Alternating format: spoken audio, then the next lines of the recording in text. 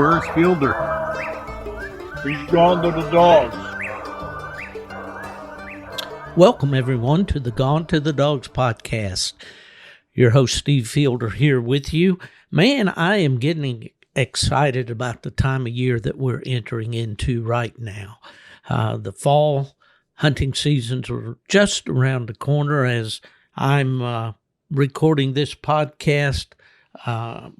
Actually, as this one airs, Autumn Oaks will be about a week and a half away. Autumn Oaks at the Wayne County Fairgrounds in Richmond, Indiana, is a Labor Day weekend tradition for coon hunters all across the country. I'm looking forward one more time to be there. At this point, I'm not sure whether I'll be hanging out most of the time at the American Cooner booth in the vendor barn or in the new media booths that UKC is providing for the Coonhound media. And I will be there with the Gone to the Dogs podcast, and perhaps we'll get a chance to meet for the first time and to howdy and shake, as it were. And also we may even get some time to do a little recording. So if you got a great story that you want to tell, come on by and see me there at the Media Center at Autumn Oaks. That will be held Thursday, Friday, and Saturday, September 1st, 2nd, and 3rd at the fairgrounds in Richmond, Indiana. My good friend, Nubbin Moore, from Alabama, will be traveling with me, so we look forward to seeing everyone there. With the hunting seasons coming right up, it's always a good time to remember my friends at DU Hunting Supply, dusupply.com. Everything you need for you or your hounds can be found at DU Supply. And especially on the electronic side of things. These guys are the pros. They know the Garmin equipment, the other manufacturers as well, inside and out, can give you a lot of tech support, and they definitely service what they sell. These podcasts, these last couple ones and here have been especially enjoyable to me because they give me an opportunity to talk with old friends and talk about a lot more of the older friends that I've made down through the years. And this podcast that we have today is certainly no exception. I'm just so happy to be able to go over to the state of Virginia for this one to meet and talk with a longtime friend, Mr. Bob Justice. Bob, how are you doing? I'm doing fine, Steve. Well, that's good. It's really good to hear your voice again. I haven't talked to you in a while. We kind of get together on social media a little bit and text back and forth and messenger and all that stuff. But man, I miss the eye-to-eye contact and the handshake and all that stuff. I don't know, this new way of communicating doesn't quite get it for me. No. The last time I think I met you eye to eye was at the Grand American. And that was, I don't know. Was that this 3 past? years ago. Oh, 2 or 3 years ago. 2 or 3 years ago. I got you. Yeah, I haven't been for a while. Well, I did go this last year, and that happened to be the weekend. I guess I must have been coming down with COVID when I drove up to Orangeburg because of feeling bad Thursday night, and by Friday I was feeling pretty bad.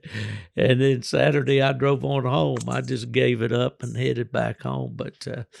But that all worked out. Well, Bob, tell our listeners a little bit about where you were born and raised and where you live now. A little bit about your family before we get into all this coon hunting we're going to talk about. Okay. All of my family originated from Kentucky. But my dad was a coal miner, and he came to Virginia to work, Buchanan County. Grundy, Virginia, and that's where I was born and raised. Well, it's interesting. Let me jump in there real quick because you mentioned that to me before. about Grundy. My grandfather was a coal miner too in West Virginia. And at some point when my mother was about 11th grade, they moved the family to Clinchco, Virginia. And do you know where that is? Yes, I do. Yeah.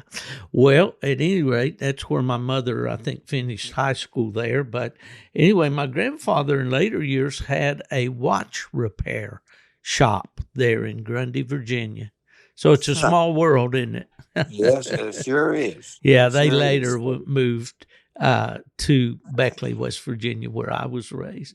So, Right. okay, so you were born in Grundy. Now that's some rough hill country in there, isn't it? Oh, it's straight up and straight down with narrow valleys. Yeah, yeah, we'd That's call them hollers over in that's West right. Virginia. I lived in a holler. I sure did. Yeah, Last house in a holler.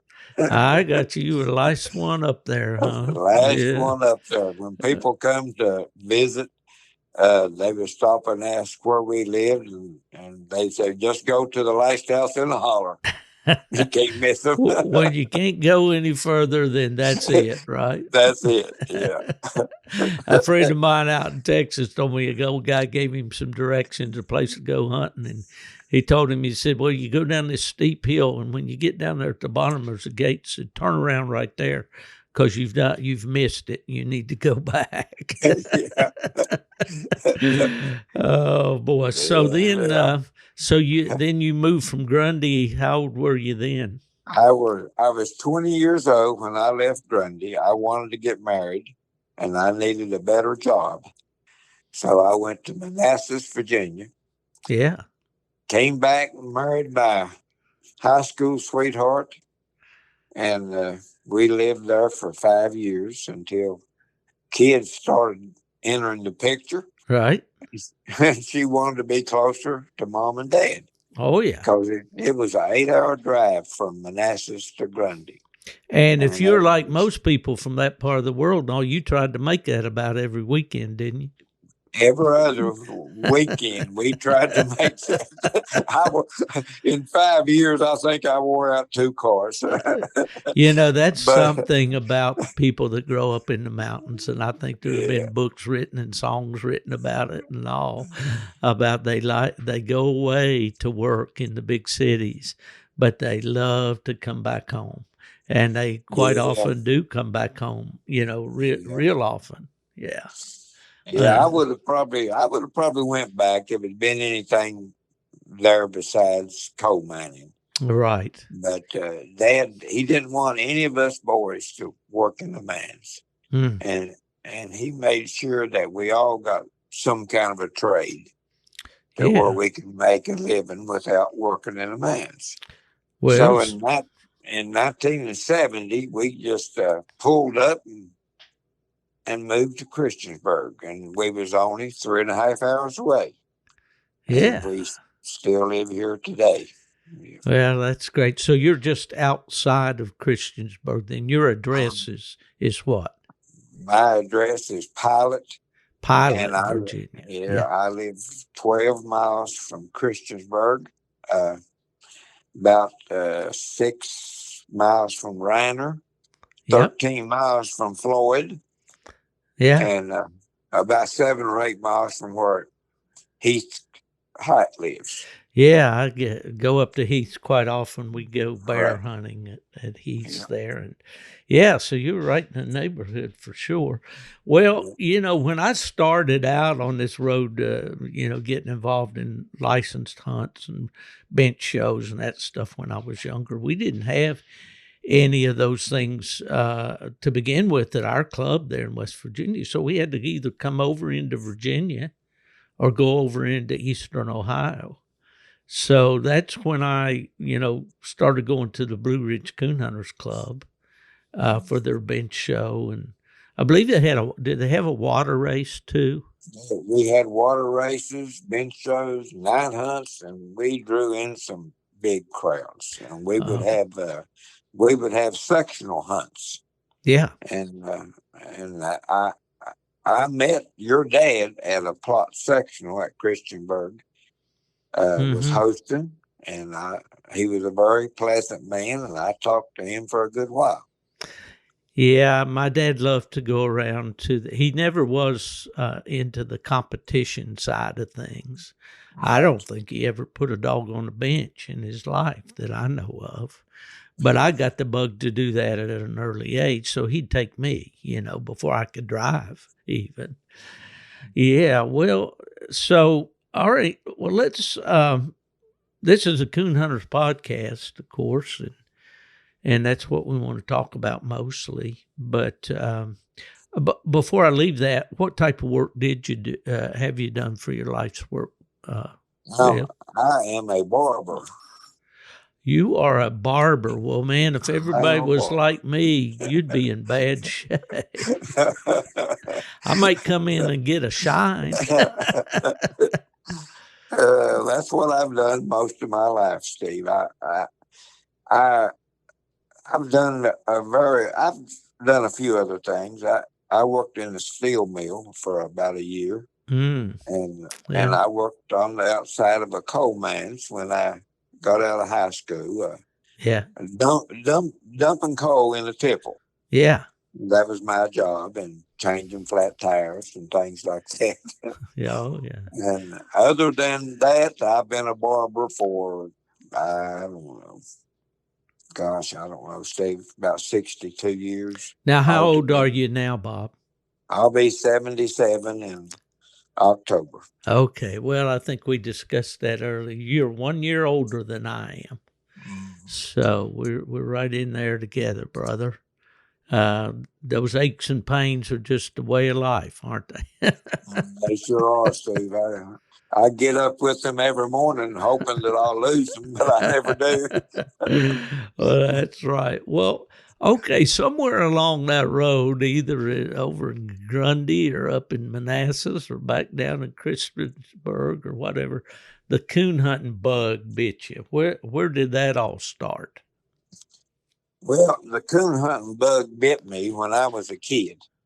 And of course, we didn't have any coons much back in the mountains where I grew up. We would possum hunt, but I had Yeah, a fascination with tree dogs, and right, I didn't have any hounds, but I would make a tree dog out of whatever I had, and we would possum hunt and squirrel hunt, and I had dogs that would tree, but they weren't hounds. right. But there was a guy that lived close to me, and he had a whole lot full of black dogs. I never did know what they were. They weren't black and tans because he didn't have any tan on them. They was probably plots. And he never did invite me to go with him, but he would come up by our house and go on back in the mountain. And I would lay in the bed at night and hear them dogs run. And that just fascinated me. Yeah, But I would look, my grandpa he would give me a copy of a farm magazine that he subscribed to. I forget the name of that magazine, but over in the back, it had a little advertisement of Smoky River Mountain Kennels selling coon dogs, and I mm-hmm. would I would read that little ad over and over, and Yeah. just just just wishing I had a coon hound. Now, this is when you still lived over in Grundy in the Oh mountains. yeah, yeah. I was just a kid, Steve. I was I got probably at that time about 12 years old. I see. It's funny how this dog bug kind of bites us at a young age. Of course, my dad always had dogs at the house, and we lived over there in West Virginia where there weren't many coons either. In fact, our club always bought coons and had them brought in from different places for restocking. They the early ones came from Pennsylvania, and then later on we tried some Florida coons, and they didn't do very well. And then we got some out of West Texas that seemed to survive pretty well. But there was always dogs around, dogs in the picture. And when I was a kid, my earliest memories were looking in the Sears catalog. and they had advertisements for dogs. They had little, best I remember is like little postage stamp size pictures of these different breeds of dogs, and you could order them through Sears. And of course, I never did order one. Didn't have any money to order one if I wanted it, but that dog fascination has always been there for me, and I'm sure it has for you. What was your dad a hunter at all? My dad was not a hunter. He worked all the time, Yeah, but occasionally he would go squirrel hunting if he wasn't too busy, and right. I would tag along with him, and we would go to the mountains, and he loves to find bee trees Yeah. and get the honey out. And we would go to the mountains and hunt for bee trees, and we would dig ginseng. But as far as being a night hunter, no, he never was. You know, I read so many stories about frontier life and things and the early settlers in this country and all. They talked about coursing a bees. You know, I guess they'd watch the honeybees go to water, and then they'd follow them. You know, their flight back to and try to find the tree and whatever. Do you remember any of that? Oh yeah, I remember it good, Steve, because I watched my dad. He would in the summertime he would go near a creek and he would try to find where bees was coming in to water. Right. And he would take a quart can lid and pour a little honey in it, and he would put flour on top of that honey. And he would set that lid down where those bees were getting water. Well, they would come and they'd find that honey, and one would get in it. And of course, he'd get that flour, that white flour all over him. And then Dad would watch him, and the bee would come up, and he'd make one circle. He said that bee's going to make one circle, and he's going to fly in a straight line to the tree. And when he made that circle, Dad would time him with his watch and see how long he was gone. And when that same bee would come back, Dad would say, well, he's been gone 5 minutes or 8 minutes or ever how long, he was gone. And he could walk almost to that bee tree. Isn't that amazing? Yeah. How the pioneers and the homesteaders, whatever you choose to call them, the mountain people, and I guess they did this all over the country too. But they were so resourceful. They learned how to do things. That was the thing with my dad. He was always teaching me things like that. Now, he didn't teach me how to course bees, but there were all kinds of things like that he was always telling me about as a kid, and he little expressions. He'd say, when the oak leaves get the size of a squirrel's ear, then that's when you're supposed to plant, I think, your corn or something. I don't remember. Yeah. Yeah. Well, Dad always kept bees. He would keep 7 or 8 stands of bees, and he would go out on Sundays. He worked 6 days a week, but he would not work on Sunday. Right. He said that was the day that the Lord provided for us to rest. Yep. And he rested on Sunday. But he would take a chair and go out and sit by his bees.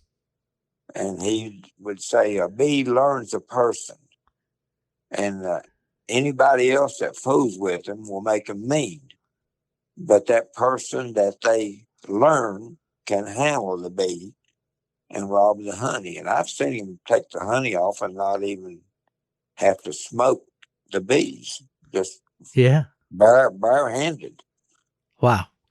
Yeah. That's amazing, and so much a part of our history and our culture, and of course I'm sure there's a lot of beekeepers still, here in Florida. I think there's a lot of bees, and that's the bears can really wreak havoc on those bees, and I remember one time there in West Virginia when my son was real small, that they killed a bear that had been robbing the bees, and they figured it was up in the thousands of dollars that one bear had cost those beekeepers, But yeah. So okay. So how did you come about your first coon dog? Well, me and my dad was sitting on a porch one Sunday evening. Like I told you before, we lived in the last house in the hollow. Well, it wasn't quite dark, and we heard this dog tree. And of course, I didn't know he was treed, but my dad did. He said, "Son, you hear that dog up in the holler?" I said, "Yeah." He said, "He's treed." And I said, "Well, I haven't seen nobody go up the holler to go hunting." He said, "No." He said, "That dog has come across a mountain or something." Mm-hmm. And I said, "Well, let's go to him, Dad." Well, he hesitated. So finally he gave in. He said, "Okay."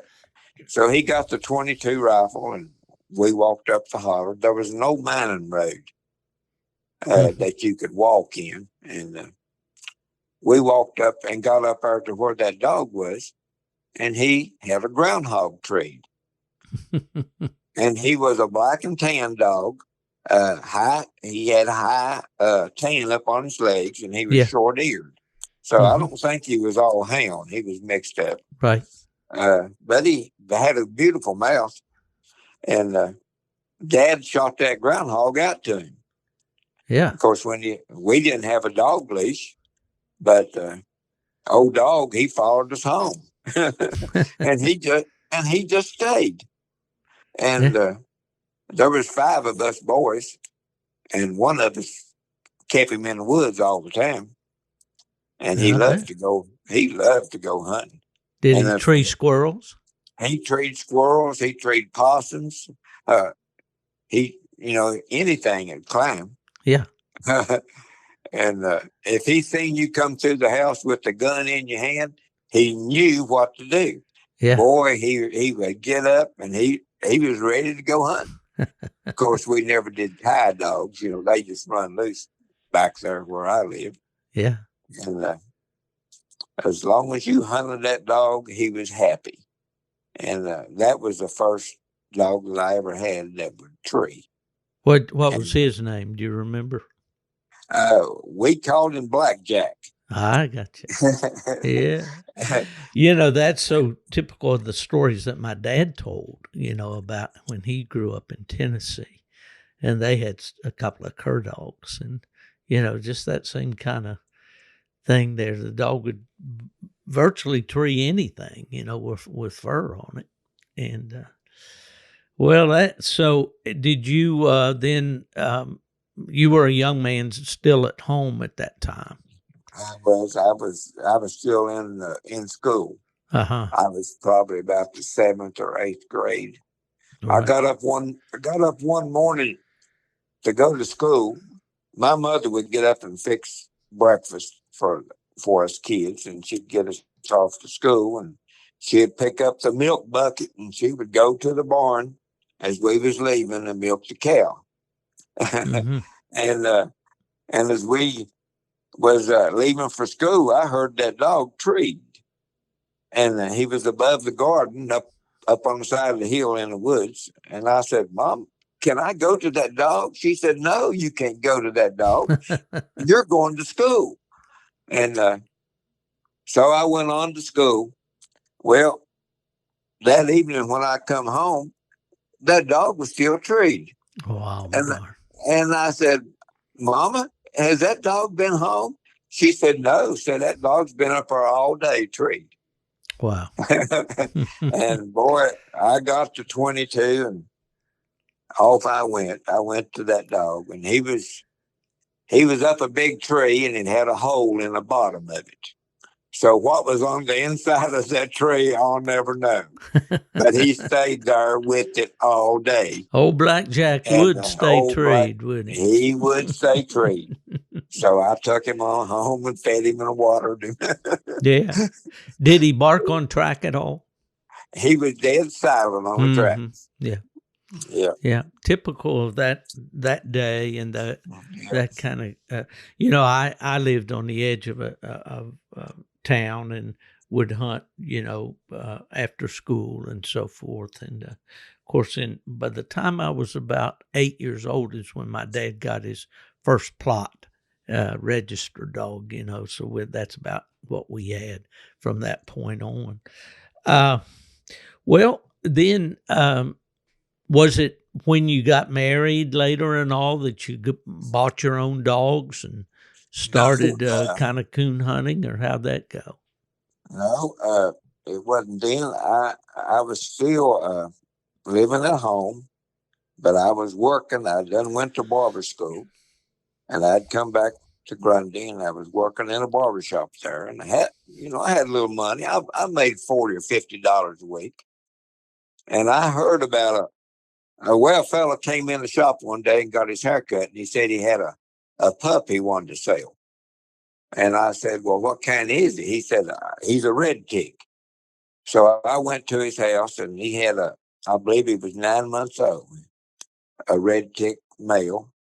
And I bought that dog. I think I gave him $20 for him. And he was a full hound. And I took him home, and of course, dogs didn't have papers, back then. And I took him home, turned him loose, and he pretty much just trained himself. We just hunted him, and he'd tree everything too. And Yeah. old Blackjack at that time had disappeared. I don't know what happened to him. If you had a dog back in them days that would tree, you had to be careful because somebody would get that dog. Mm. And Yeah. I've always felt like that old Blackjack had went down the holler and somebody picked him up. I got you. Well, back, But yeah, go ahead, and I have a question for you. but anyway, I hunted that red tick dog up until the time that I decided to get married, and he was still there at the house. But of course, I couldn't take him. I couldn't take him with me, and my dad, he finally let a friend of his have him. I see. Yeah. Well, obligations, and that's what happens usually. Guys like to hunt maybe with their dad or granddad or uncle or whatever when they're young, and then they get distracted. Usually, the distraction is the girl, and and then of course education comes into it and all that. But if it's really rooted down deep in your soul, which I know it is with you, as long as you've been doing it, yeah, it seems like you naturally come back to it when you can, Yeah. Well, okay.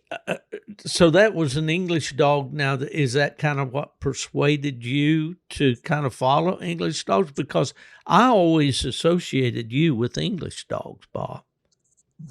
Well, for years I was a director in the English Association, Right. and I was also inspector for singer restoration. Mm-hmm. So I had I traveled to English days a lot, and but that didn't that didn't persuade me, because after I moved to Manassas, the coon hunting bug was still with me, and I met a guy there that had hounds and in the barber shop, and he told me he had a young plot dog about 6 months old that he said I like to sell him.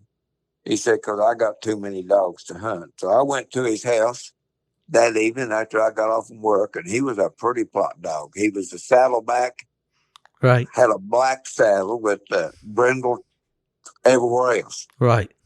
and he was a registered dog, and he was out of Wayne Jeffries dogs. Yeah. And but anyway, I bought that dog, and I took him home. I lived in an apartment building, but we had a big backyard, and I made him a dog house and tied him out back. And nobody said I couldn't keep him, so I kept him.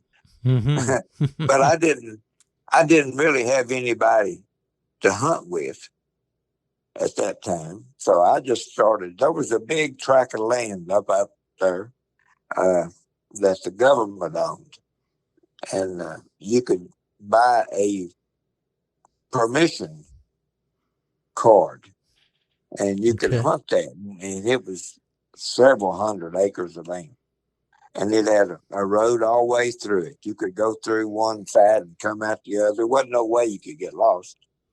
And I started just taking that dog out by himself, and he would work the creeks and just smell and smell. And I said, that dog, he can train himself. So Okay. one night he did hit a coon, and he run and treated that coon. And Yeah. of course, the season was in, and I give it to him. I had a pistol. I carried a pistol then, and I give him that coon. And I didn't have no more trouble with him treeing a coon. He would tree coons on his own. So I finally found another fellow to hunt with. He had walker dogs, and I started hunting my plot with his dogs. But my plot dog was touchy on the tree. Living he up to would the reputation he years lived ago. up to the reputation. He was all right as long as the dog didn't bump him. Yeah. But boy, if one bumped him, he would put him off. He Yeah. liked his spot on the tree, Yeah. and he didn't like to move around. Right. And I hunted with that guy, and that guy, he finally told me, he said, Bob, if you're going to hunt with me, you're going to have to get you another dog. He said, because he said, we're going to have trouble. I said, okay. So I sold my plot dog, and I didn't buy another dog. I just hunted with that fella, and with his dogs. I didn't get another dog, Steve, until I moved to Christiansburg. I see. Now, when you were up there around Manassas, was Burley and Auburn King up in that area at Oh, that yeah, time? they sure was. They was right there. I would go to the night hunts. I didn't have a dog, but I would go down and hang around, and talk to the boys and watch them draw out. And I'd watch the bench show and the water race. And oh yeah, I knew both of them guys, and I've seen them throw some fits too, boy. They Well, was rough. They was rough guys. yeah, they were rough, and I see so many young people on Facebook and social media, and they pull names out of history, and they like to idolize some of these guys, and that was a whole different style of hunter than what I was raised to be, Bob. Oh yeah, And yeah, you I know too, it. I'm sure. And maybe I Yeah, better just leave that sleeping dogs out right there, yeah, because I can tell you more about Berlin. Oh, yeah. Well, I think anybody around the plot breed or lived around him or anything could always share a story or two. But looking back, have you had a favorite dog that you look back on and say, man, I wish I had that one back? Yes, I have, Steve. I've had two favorite dogs. Okay. One was a male and one was a female. Yeah. But yeah, I think about that dog. I got his picture hanging in my den in the basement, and Yeah. if I had one like him now, I wouldn't even fool with another dog. Was that an English dog, Bob? He was a single registered dog. Uh-huh. His daddy was a red tick hound that a fella owned up on Clater Lake. Yeah. And his mama was a little walker female. And my friend and my hunting buddy Wes Burton. Yeah. I didn't have a dog, but Wes had a litter mate to this dog. Now, Wes's name is synonymous with that Blue Ridge Coon Hunters Club there. Yes, right? yeah. And But Wes had a litter mate to this dog, and he found out about this dog. And he said, Bob, I want you to go with me tonight somewhere. I said, well, where are you going? He said, well, you'll find out after I get there. So Playing we it kind drove of up. close one. So we drove up to Claytor Lake and or near there. And this guy's name was Hugh Hurst. And it was dark. And Wes went up and knocked on his door, and he told him he heard about him having a dog that he would sell. And he said, yeah, I got one here. And Wes said, well, I've got a little mate to him. That's an awful good dog. And he said, what will this dog do? That guy said, well, I guarantee you that this dog will tree a coon and run a fox and run a deer. He said, I guarantee that. He said, if you want to take him and try him, you're welcome to. But he said, I want $150 for him. High price. No. Well, Wes said, with a guarantee like that, he said, you can't go wrong. he pulled out $150 and he bought the dog. Well, I was just kind of getting started in my business, and I'd bought a barbershop, and I really couldn't afford to buy a dog at that time.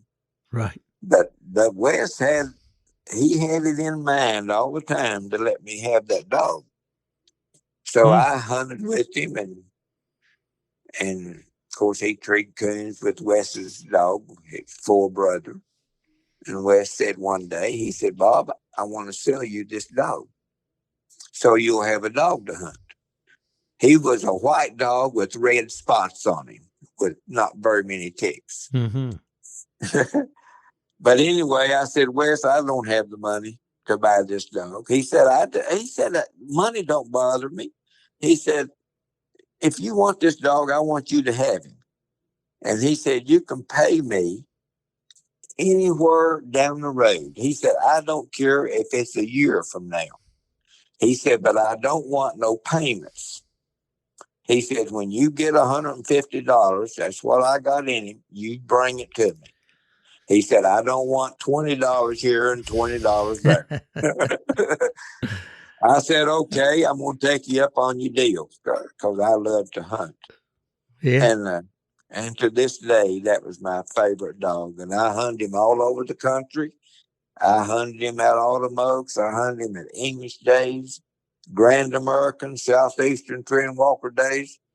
I was never ashamed of that dog. He didn't always win his cast, but I was always proud of him. Sure. What did you call him, Bob? Bozo. Okay. Now, do you put a kennel name like in front of your dogs, or how do you register? Pilot Mountain. Pilot Mountain is how I got you. Now, there's a Pilot Mountain down in North Carolina, and of course, it's popular from the Andy Griffith Show. They talk about Mount Pilot, but actually, it's Pilot Mountain. There's actually a mountain there called Pilot Mountain? Yes, it's right behind my house. I got you. You. Well, I bet you live in bear country there, don't you, Bob? Oh yeah, I live in bear country. I haven't seen any bear this summer, but I think there's been a few through my woods. Last summer I seen 4. It was 4 that had come through here. And I had to get up one Sunday morning and go down here. My dogs were just really making a racket right after daybreak last year on a Sunday morning. And my wife said, something was wrong with them dogs. I said, well, I guess I better get up and go see what it is. I thought maybe a deer had, got close to them. Mm-hmm. But I walked down there to where the dogs are.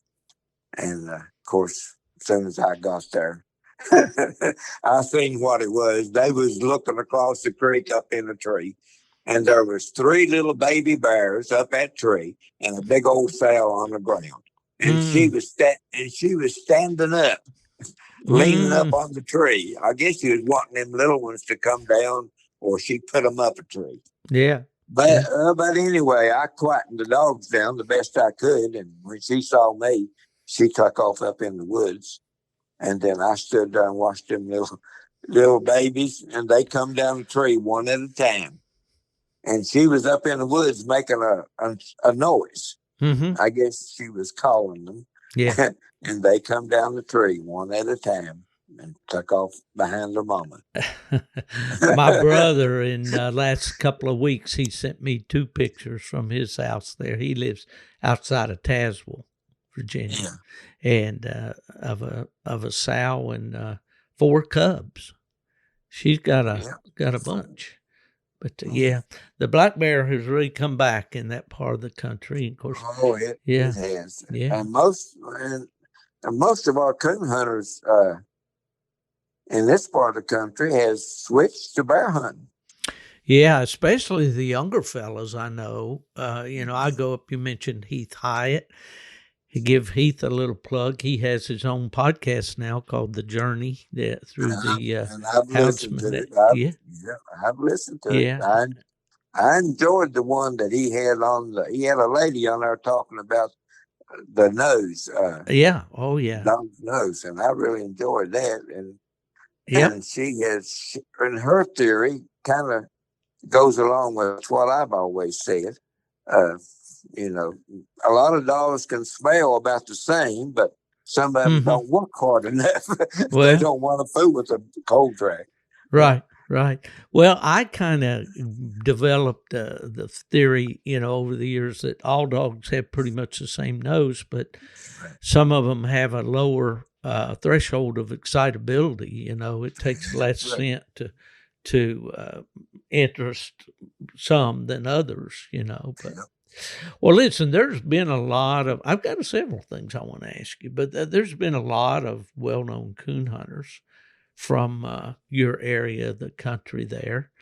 And I kind of put together, just from memory, a little list and all, and I thought it might generate some stories about maybe some hunts you've had and all. Everybody from that part of the country, especially around Blacksburg, and you mentioned Black and Tans earlier and all, remember W.L. Davis or Willie Davis. Did you ever hunt with Willie? Steve, I couldn't tell you how many nights that I was in the woods with Willie Davis. Yeah, well, I figured. I knew that you had, but tell us a good story about hunting with Willie. Well,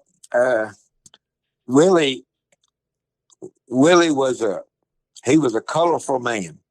Absolutely. a great promoter. Yes. But as far as a coon hunter goes, he was hard to hunt with. He would call me up at 6 o'clock. Bob, you want to go hunting today?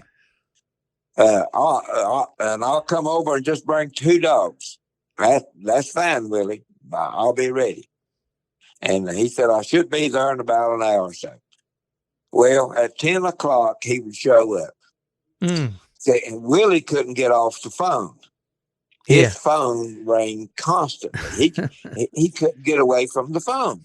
And he would show up about 10 o'clock, and you would go out and get your dog and load it in his truck. Well, he would have 4 dogs. I don't think I ever seen him come. He just had 2. He would tell you just bring 2, but when he come, he would have 4. Wow! And you'd go hunting with him. Of course, I had to work the next day, but he did too. But he had a job where he could go in and get his rounds made, and he had a little office, and he'd go in and go to sleep. Yeah. Well, I couldn't do that. And you couldn't get him. You couldn't get him out of the woods. He would say, just one more drop. Just one more drop, he said. We'll tree one more coon and go home. Well, one more, led to another one, and you'd drag in at 3 or 4 o'clock in the morning. And, but I hunted a lot with them dogs. He had English dogs and he had Black and Tans. Right. He had Old Thunder. He had Old Rawhide was his English dog that he liked so well.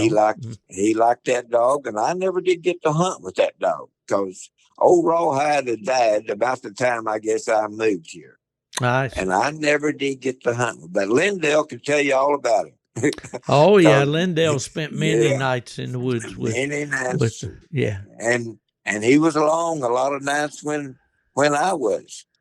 Yeah. And but anyway, I hunted with all of them black dogs. And but I held his English dogs, some of them, in the night hunts Mm-hmm. for him. Later on, I took a lot of trips with him. We would. He was the first man that took me to Autumn Oaks. Uh, Yeah. he was the first man to take me to Grand American. Mm-hmm. He was the first man to take me to Bill Boatman's. We'd go out there once a year and hunt at Bill's because Bill he had a stud dog at Eagle. Yeah. Uh, he leased that dog off of Willie, Screaming Eagle. and we'd go out there once a year, every fall, and hunt with Bill. Mm-hmm.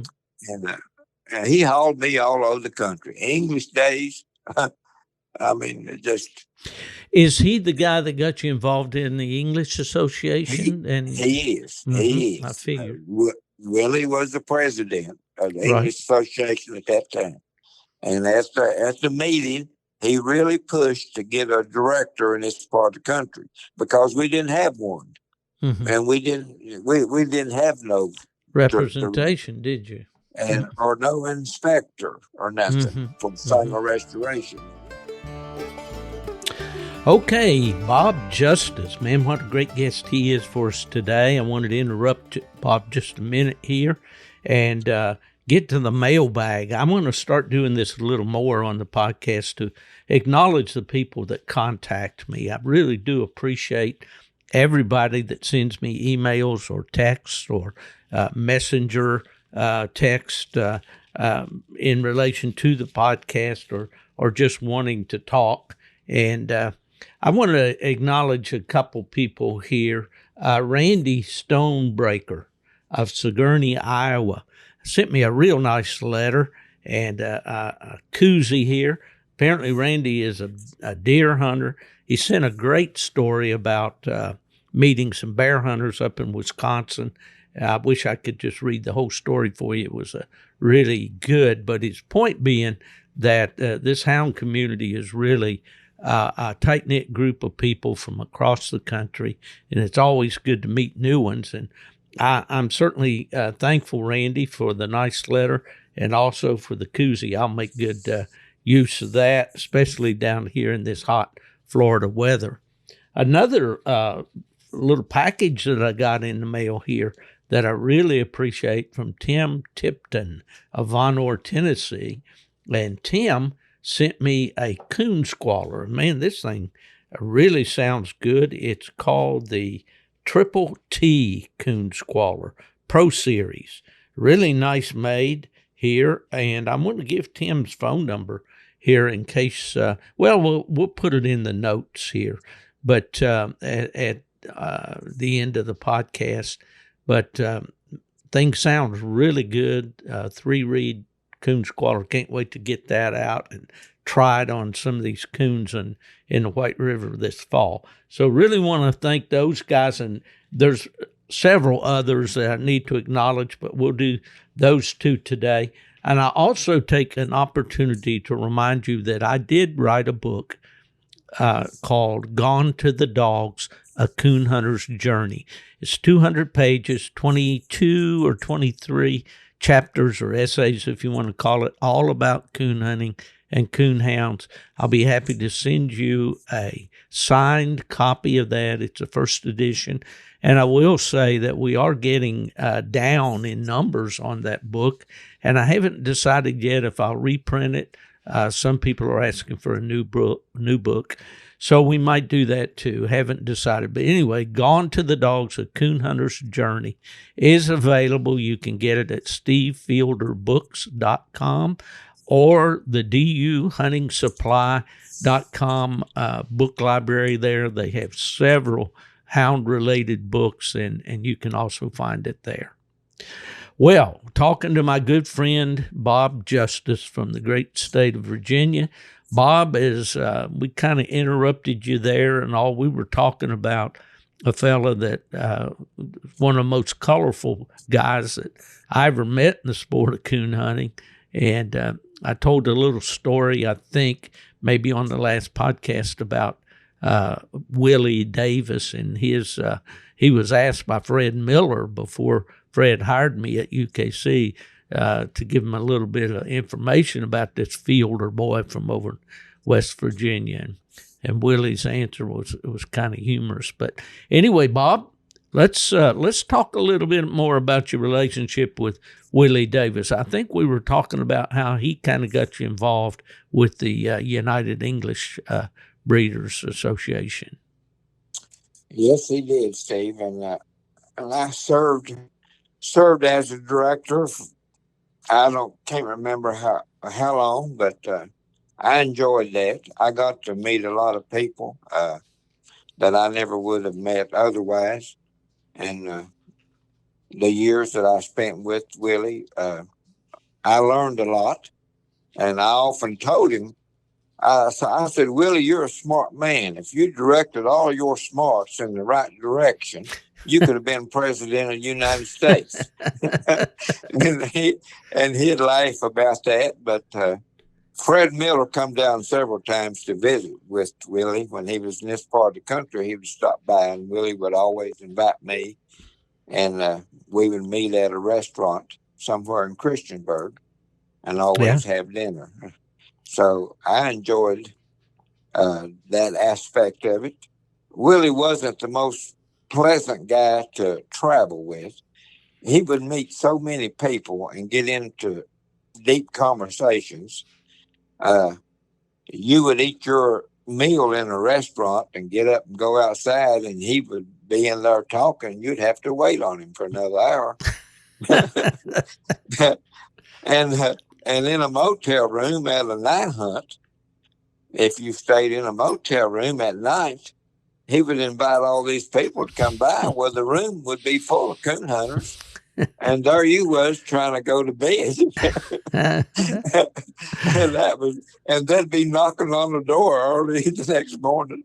I mean, he always had a crowd around him. He did, for sure. And I don't know if we've mentioned it before, that break there about the fact that he was just the life of the party in the clubhouse, when. Oh, he certainly was. He certainly was. And I'll tell you just one other little story about him, and then we'll move on. He was in a competition hunt, and a friend of mine was in that cast. And the dogs was running a good track. And Willie knew they was going to tree pretty quick. So he had a heart attack. He just fell over on the ground. And he told them fellas that he was having a heart attack and holding his chest. And of course, the handlers of the other dogs, they gathered around him. And about that time, Willie said, well, tree my dog.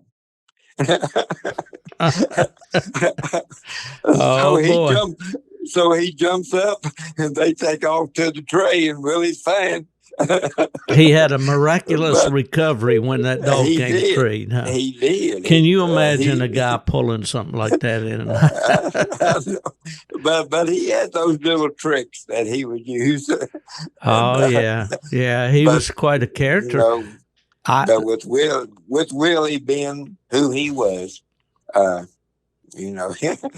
nobody said much. So But anyway, I enjoyed my time with him, and right up until he died. Yeah, I know. I've often talked with our mutual friend Lindell Price, and of course, Lindell worked with me at UKC, and then when I left. While I was at PKC, he stayed with UKC. And then when I went to the AKC, I was trying to put a team there together, and I hired Lindell. He came along with me there. So I spent a lot of time with Lindell over the years. And, of course, he would always come up in the fall and hunt with me in Michigan. Wish you could have made one of those trips, Bob. I always wanted to, Steve, but, those boys worked at a job where they got paid. when they was off. Yeah. And they used their time Uh-huh. uh, for that. Right. And I Right. worked at a job when I wasn't there. I didn't get paid. Yeah, well, that's So right. And therefore, yeah, yeah, you got to pay the bills, that's for sure, gotta pay especially the if you have a bills. family. I That I is. had I had a business that I had to take care of. Well, let's talk Yeah. about another fella that I think about a lot when or down through the years. And when I thought about Southwest West Virginia, and I'm sure you knew this fella, and I somehow kind of associated him with Willie down through the years because they were kind of the same type of personality. Do you remember any stories or all about Dean Testerman from Marion, Virginia? Well, I never did get the pleasure hunt with Dean, Okay, but I always saw him at the competition hunts, right. and he was always at the Christiansburg hunts. Yep, He judged the dog shows for us, right, and sometimes he would serve as master of hounds. The only time I was ever in the woods with Dean, and I knew him many years, but the right. only time I ever had the opportunity to be in the woods with him, he judged me one night at Southeastern Trend Walker Days, Mm-hmm. and he was the judge on my cast. And Right. I was hunting that little English dog that I liked so well, Bozo. We talked Right. about him Mm-hmm. earlier, and several of those guys in the cast, they looked at me and they said, "Well, you're from Virginia." I said, "Yeah." I said, "I'm from up in the mountains." And they said, "Well, your dog probably won't do too good down here because we're going to be hunting the swamps tonight." Mm-hmm. And I said, "Well, we'll see." Yeah. But my dog was raised around water, and we turned loose in those swamps. And I tell you, that little dog, he put on a show. And and old Dean, he just bragged, and every time my dog would strike, and they'd be running a coon, and he'd say, "Come on, Bozo, come on, Bozo."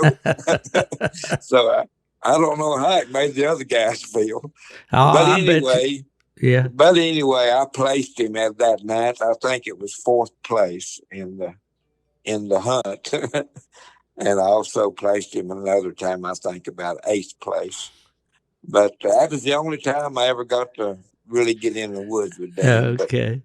Well, I, Dean was a great guy and very active, of oh, course, yeah, there and with yeah, his Walker dogs, and I went to his club there in Marion, where yeah. and one night he guided us and he took us up on the mountain there, off 81, going back. I guess let's see, from Marion, you'd be going back toward Bristol, I guess, up toward Abingdon, up that way. Yeah, yeah, Back up yeah. on the mountain, we were way back up there on the ridge. We could see traffic down on the interstate from where we were hunting. I remember getting a phone call from, the president of Southeastern Trend Walker Association, Randy Hall. And of course, Randy has passed on now too. But he told me about that he'd gotten a call that Dean had passed away, and he said, "I know you and Dean were friends, and you'd known him for a long time, and also you always hate to get those phone calls, boy, Bob. I tell you, at our age, or especially mine, I think about it is I'm losing my friends, and I don't like that. It's Yeah. those guys that you have so many good memories." About down through the years. And, being from Southwest Virginia where you are, and maybe you have some other stories that you'd like to relate about Willie. Did we kind of finish with Willie, or do you have some more stories? Yeah, I'll just go ahead and finish with Willie, and we'll go ahead to something else too. Okay. Well, I wanted to talk to you about some of the people that are around you there that I knew for so many years, because this is really kind of like old home week for me, because I hunted those same clubs in those hunts that you did years ago, especially since I came home from service in 73. Now, I was hunting in the night hunts and all up, to 69 when I went into the military and just loved it. But I had to take a 4-year break. But I don't know which one we want to talk about first. The fella named Wimpy Hilton. Now, did Wimpy live in Marion or Bastion, or where did he live around there? He lived probably in Bastion, there in Bland County. Bland County, right. That's where Wimpy lived, yeah. Did you ever hunt out of that club at Whitegate, Virginia? Yes, I did. I hunted out of that club. I never did get to hunt with Wimpy. Mm-hmm. But I saw him at he would make every hunt. Yes. And even after he got older and wasn't competition hunting anymore, he still would come to the hunts. Yes. He liked to see the people, and he'd stand around and talk.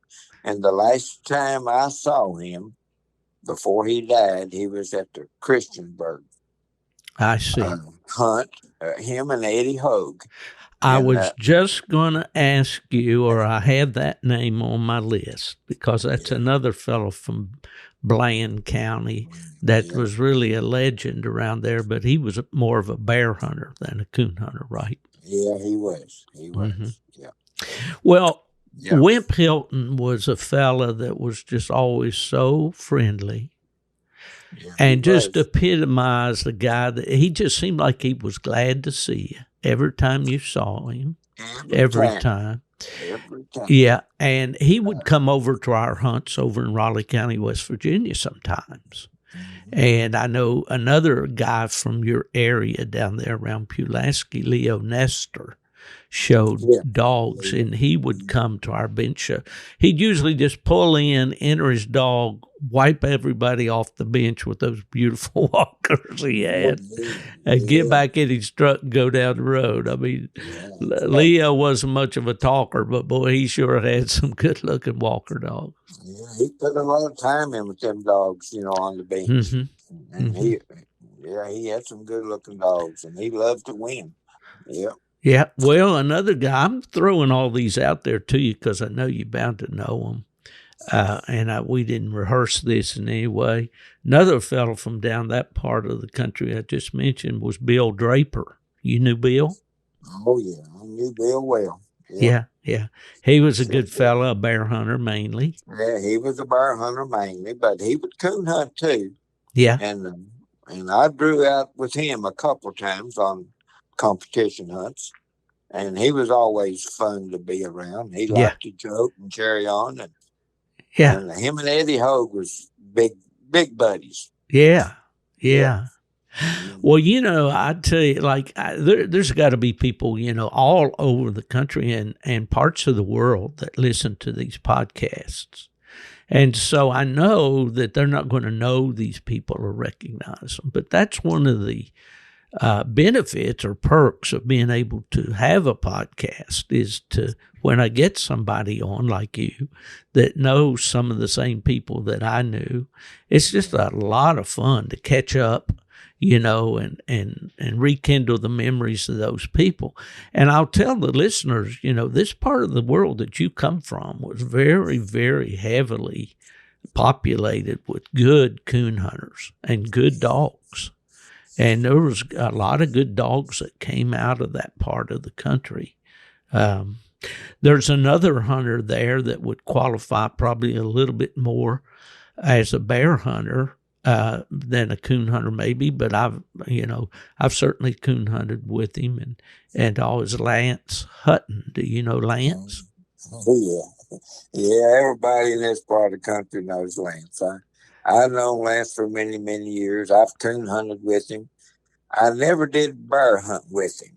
Mm-hmm. He invited me over to go with him one time. I used to bear hunt some, but I never did keep a bear dog, but I would go along with these guys. And I went over one morning to bear hunt with Lance. And Steve, there were so many people. It was like a convoy lined up to go hunting with Lance. And after I saw all of them people, I couldn't even get to Lance. I was backed up so far. Like I going just to a started. Trump rally Yeah, again. it was. Yeah, they wanted to see old Homer go because Homer was he was the top bear dog at that time in this part of the country, and Well, everybody wanted to see him go and get a chance to shoot a bear, I guess. But anyway, I didn't get to go. I just turned around and come back home. well, pick him at another time. Yeah, Yeah, I and through another mutual friend of ours I know, Dale Breeding. oh yeah, We call him Pappy, and yeah, Dale was the guy that always came every year with Lindell Price up to Michigan and hunt with me. right. And of A lot of course, fun to hunt with. a lot of fun to hunt Yeah. with. And he always liked to refer to Lance and the Oh, way he could talk. Lance talked. He sounded just like Lance, Yeah, the just way like he him. could talk, Yeah, just And, like him.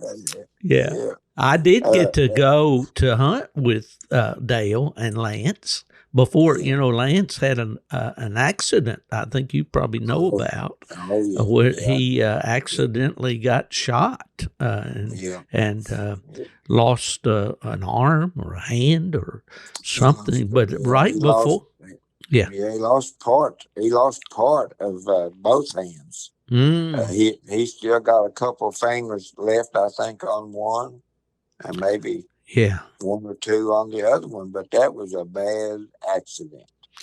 Well, it was, and before that, I had gone over there to go coon hunt. I had a couple of plot pups that were young, and I took the male pup with me, and he didn't do anything that night, just wandered around there, kept us company.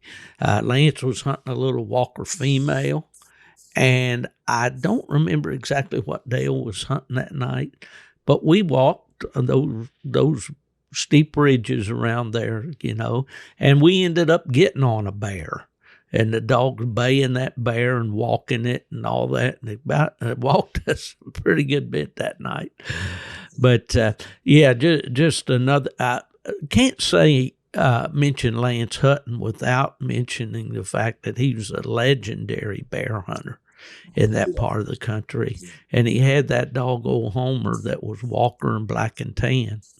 Homer's daddy was a purebred Australian Walker dog, and his mother was a black and tan female out of that. We mentioned Willie Davis's Screaming Eagle dog, I believe, was what his mother was.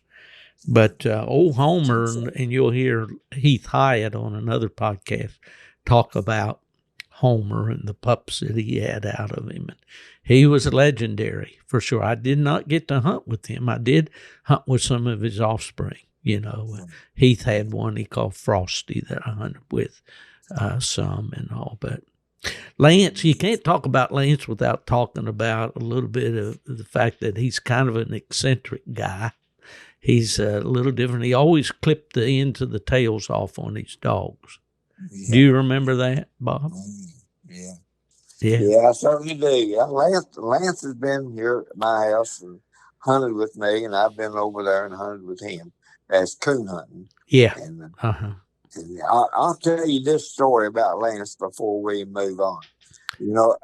For years, we would always go to Kenton Nationals. Oh, yeah. Man, you must have a lot of good stories coming out of Kenton. And we would stop there and then journey on to the Autumn Oak side. And, anyway, O.L. Beckham was there. Yeah. Yeah, he had a whole string of dogs. Mm-hmm. And Mr. Beckham was sitting right in the middle of it. And Lance, he said, I'm going to trade dogs with that man before I leave here today. And I kind of laughed. Lance was a dog trader, too. Yeah, yeah. Well, I didn't see the Lance no more for a while. And then I saw him that evening there. And I said, well, did you make a trade with O.L.? He said, oh, yeah. He said, I traded with him. And I said, well, I hope you come out. He said, well, I don't care whether I come out or not. He said, I just want to say that I traded dogs with O.L. Beckham. Oh, well, but I don't think he got anything. But mm. but O.L. probably didn't either. Well, that's true. So many memories surrounding the Kenton National, but my parents wouldn't let me go when I was younger. And then I got involved in the UKC hunts and all, and I wanted to go to Autumn Oaks instead of the Kenton National. But for the listeners out there that may not know what the Kenton National field trials and water races and all was, probably the biggest coonhound associated flea market and in the country, started by Eddie Ross, the famed blue tick man. And Eddie was instrumental back in the very early days of the night hunts. And he had a hunt called the Mountain Music Hunt and all that. But the guys in my neighborhood, all the coon hunters or dog traders, they'd start gathering up anything that remotely looked like a tree dog. Before Kenton, and they'd haul them up there. And I remember two brothers, particularly Virgil and Lacey Adkins. I don't know if you ever ran into them at some of the hunts, but they were well-known coon hunters there from southern West Virginia. And they'd go with a truckload of dogs, and they'd come back with a truckload of dogs. And some of the dogs they came back with was the same ones they took. And they probably traded 2 or 3 times in between taking them up there and bringing them back. But Virgil would always say, just draw you a little boot. Just gotta draw you a little boot, And that's what they do. They'd sit around and trade those dogs. And oh, man, that's a part of coon hunting culture that has pretty much gone away. Yes, you do see some of it, like at the Grand American, and a lot of people would certainly frown on dog traders and dog jockeys, and for good cause, I guess. But that was all part of the culture back in the day, wasn't it? Yes, it was, and I guess Kenton was the most. I don't know if there's all coon hunters or not, but the most people that I ever saw gathered together in one place. Mm-hmm. And they had a whole row of nothing but dog supplies. Yeah. And then they had what they call traders row. And it was laid out row by row.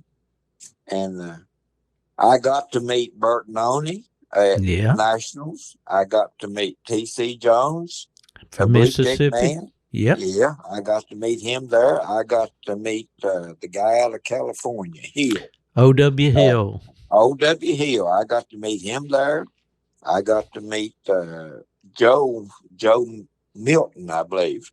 That had a red bone dog. From Indiana, Melton. Yeah, Joe Melton. I got to meet him, and I can't.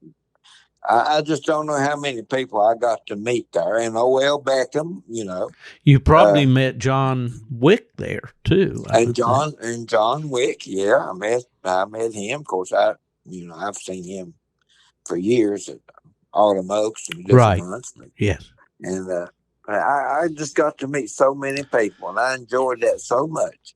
Well, go ahead. Yeah. And here about, I don't know how many years it's been now, but it's been a few back. We was going to Autumn Oaks, and I told my brother, I said, I know a place I would like to stop off and just show you what it's like. And he said, okay. So we left early in the week, and we went to Kenton. And we found us a place to park and paid to get over in the area, And, there wasn't any coon hunters there. It was all flea market. Yeah, that's what I've heard, that it changed over the years. All flea market. I was so disappointed. It just... Well, I met a real dear friend when I moved to Michigan. I didn't know very many coon hunters up there. I just knew a couple, and they were plot men, Dennis Paulson and John Kripe. And I hunted with both those guys when I first went to UKC. But I met a gentleman that liked the black and tan breed, and he was already pretty well retired from coon hunting. His name was Bud Bauer, and he lived just north of Kalamazoo there, and a really great guy. He Yeah, I've always heard that name. he always went to black and tan days, and he always went to Kenton. And he had rigged up a wagon with bench seats. They were like back to back, a bench there where people could sit on it and ride. And he would park his rig out and ride in, to Kenton. And they went every year, and they loved it and had a ball. And it was really all part of this evolution of coon hunting that came along. Kenton was there. That's the location that Lester Nance held the first UKC licensed bench show at what they called it Leafy Oaks back in that day. And there's so much rich history of the sport of coon hunting. And, I always think of Ohio from reading Full Cry and American Cooner Mountain Music magazines back in the day about all the field trials and all the water races and all. What do you remember about the Kenton, the layout and what you did? Did you stay up at night and watch the water races and all that? Yes, I did, and I was really disappointed in the water races and the field trials both, because I've been associated with hounds in water races, in field trials, and I was really pumped up to see all of this. And here they started them, and they brought out a bunch of greyhounds. Yeah. Oh yeah. Yeah. And I didn't enjoy that at all. And the field trials, they just run them across the field. It wasn't a very big field, and those dogs didn't even bark. And they run over and look up a tree. Not even so. I really didn't get very excited I about got it. you. Yeah. Yeah, well, being a authentic, let's say, coon hunter and loving a hound, a true hound, I agree with you. I didn't see much in that either. One of my earliest memories is going to a coon dog field trial with my dad, and I talk about that in my book. But back in the day where I grew up, we didn't have night hunts. It was a good while before we even had any, just what we call buddy hunts or non-licensed hunts. But well, Kenton certainly got the blame for a lot of different things. It wasn't probably the most wholesome place you could go at times and all, but there was certainly during the daytime, it was a gathering of coon hunters and all the things that went around with coon hunters. Do you remember Bill Boatman's setup there at Kenton? Yeah, I do. Yeah. Mm-hmm. Yeah, he always had a large area there. Yeah, Bill was really the forerunner of I don't know if he's the first. I know there was Home down in Tennessee that sold dog supplies and various ones. The company, I just saw it the other day, and I can't think of the name of it. That one company up in northern Ohio up there that was Coon Den. You remember Coon Den? Yeah. Sure do. Yeah. Yeah. Well, swinging back down to Southwest Virginia, there's a couple brothers there that I've heard so much about all my life, ever since I've been active in coon hunting. And that's not the guys that invented the airplane, but the Wright brothers, Sylvan and Wimp Wright. Sylvan and Wimp, yeah. Yeah. What can you tell us about those fellas and what you know about them? Both of them are getting some age on them now, and they've slowed down a little bit, but they have probably been as good a coon hunters as this part of the country has ever seen. And both of them know how to train a dog.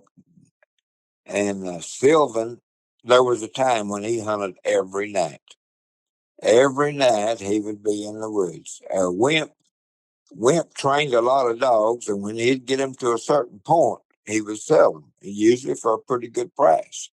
But I've hunted with both of those guys, and I went hunting one time with their dad, and that's been years ago. They had a dog out of Carolina Casey, Mm-hmm. and I went to their house one night and went with Wimp and his dad. His dad's name was Kaiser, and and both of them are fine fellas. I really like them both.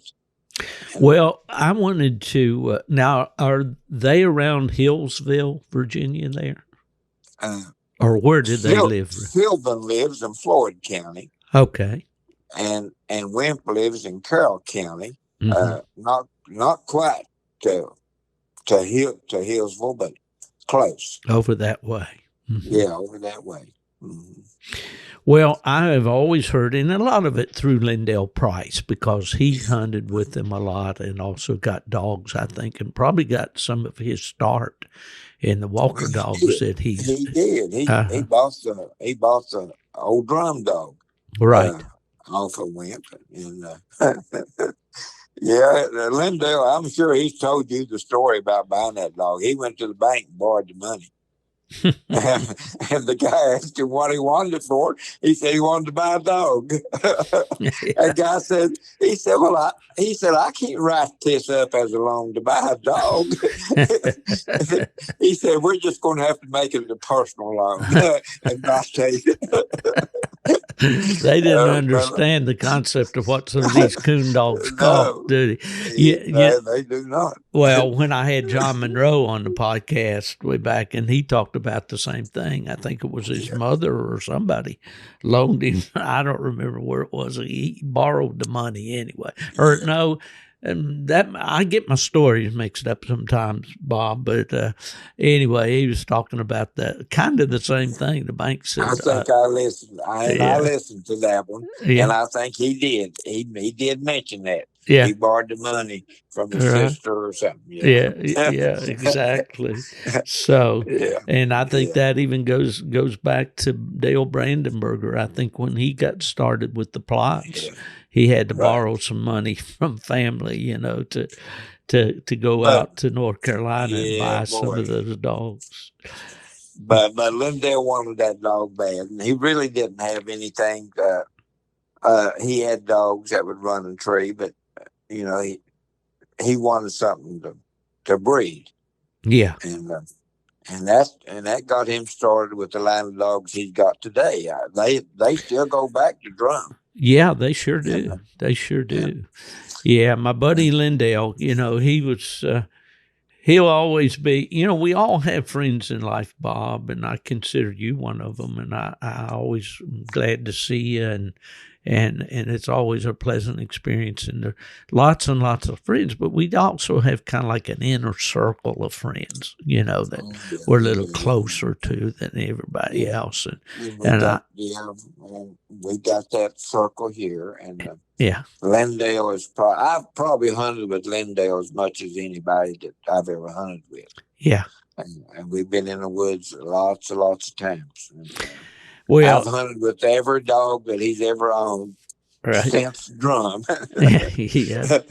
And I'll tell you a little story about him. I don't know if you're going to mention him or not. Oh, you go right ahead, man. This is story time. I'll tell you a little story about him. It had been years and years ago, but he had drum. He had done purchase drum, and Autumn Oaks was in North Carolina. It was the only time I think they ever came this far south. Yeah, it was in Winston-Salem. Winston-Salem. So we both went. We rode my truck, and we hunted in the hunt. And Lindell hunted drum. I think he had drum at that time. And anyway, we signed up and drew out. We got us a motel room. Went to the fairgrounds, signed up. And when it come to draw out, we drew out in separate cases. And Lindell told me, he said, now, Bob, if you get in before I do, you wait on me here. He said, because I won't have a ride to the motel. All right.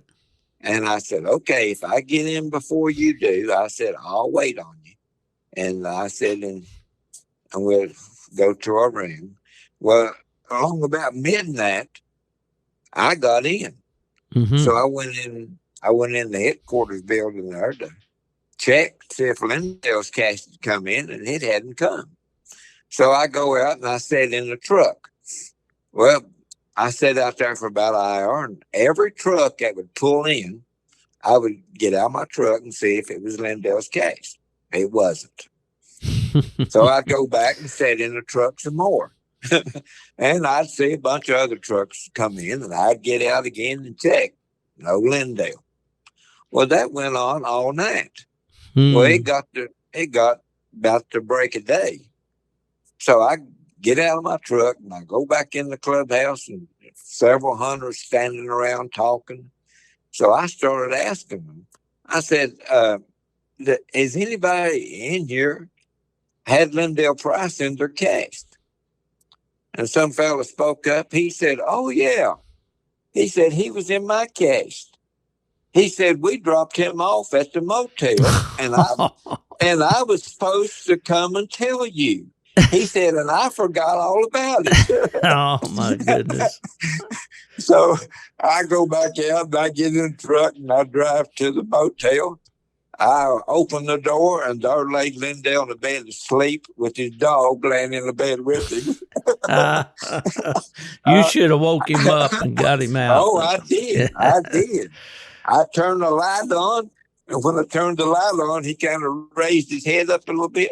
He said, "Well, where you been?" Oh. I said, "I've been sitting down all night waiting on you." He said, "Didn't them guys come and tell you?" I said, "No." He said, "Well, they drove right by here, so I just got them to let me off." I said, "Lindell, get out of that bed." I said, "We're going to go get us some breakfast." He said, "Well, I want to sleep some more." I said, "You have enough sleep. Get out of there." That's right. Roll him out of there, man. I rolled him out. Oh boy, the many stories that we could tell about stuff like that. Yeah. Yeah.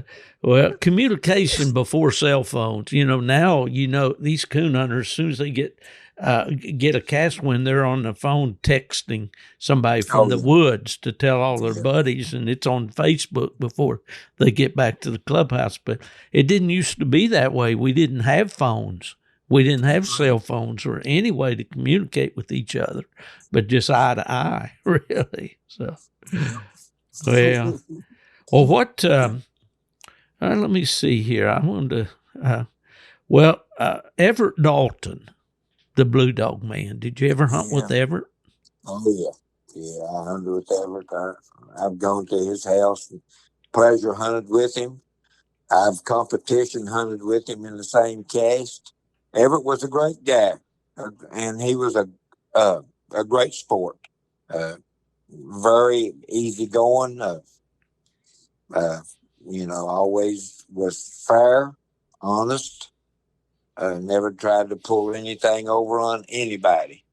And he was a deluxe bench show judge. Mm-hmm. He was just a great guy. He always kept a big pack of dogs. Anytime you went there, he'd have a litter of puppies. And he sold a lot of them.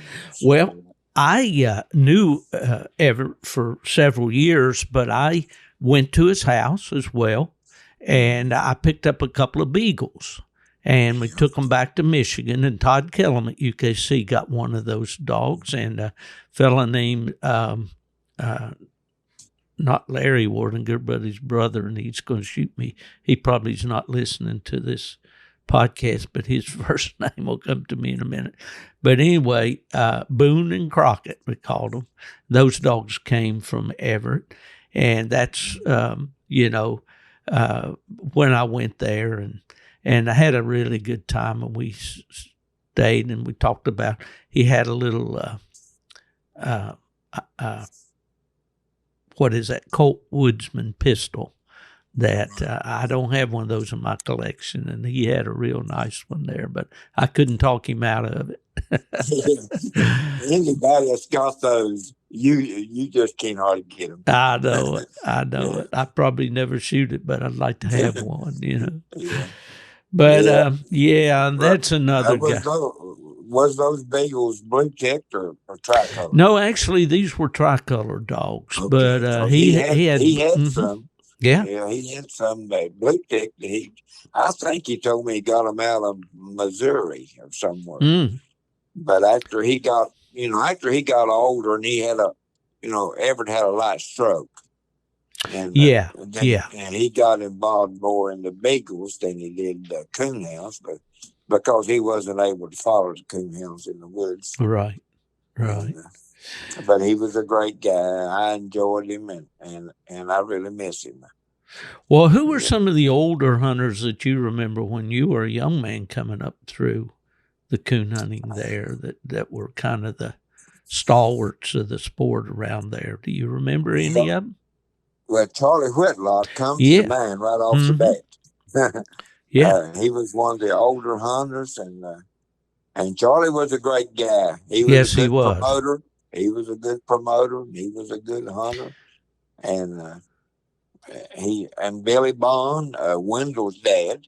Okay. I was going to Yeah, mention Wendell. Wendell will be mad. He'll be all puffed up at me if I don't mention his name on here. I guess Wendell's dad was probably him and A.D. Dickerson. There's a name from Yep. from there at Christiansburg. I always Yep. associated him with that club.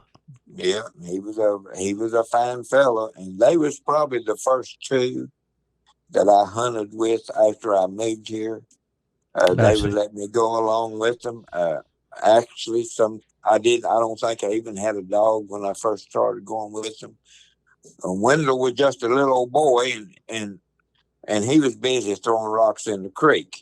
I imagine that. He still does stuff like that. and the dogs would be out running the coon, and over there Wendell was throwing rocks in the creek, making all kinds of splashes and noise. And I thought to myself, well, why don't his daddy tell him to be quiet? But Bill never did say a word to him. Yeah. Oh, well, there's so many funny stories. When Wendell always came up with Lindell too, well, for several years.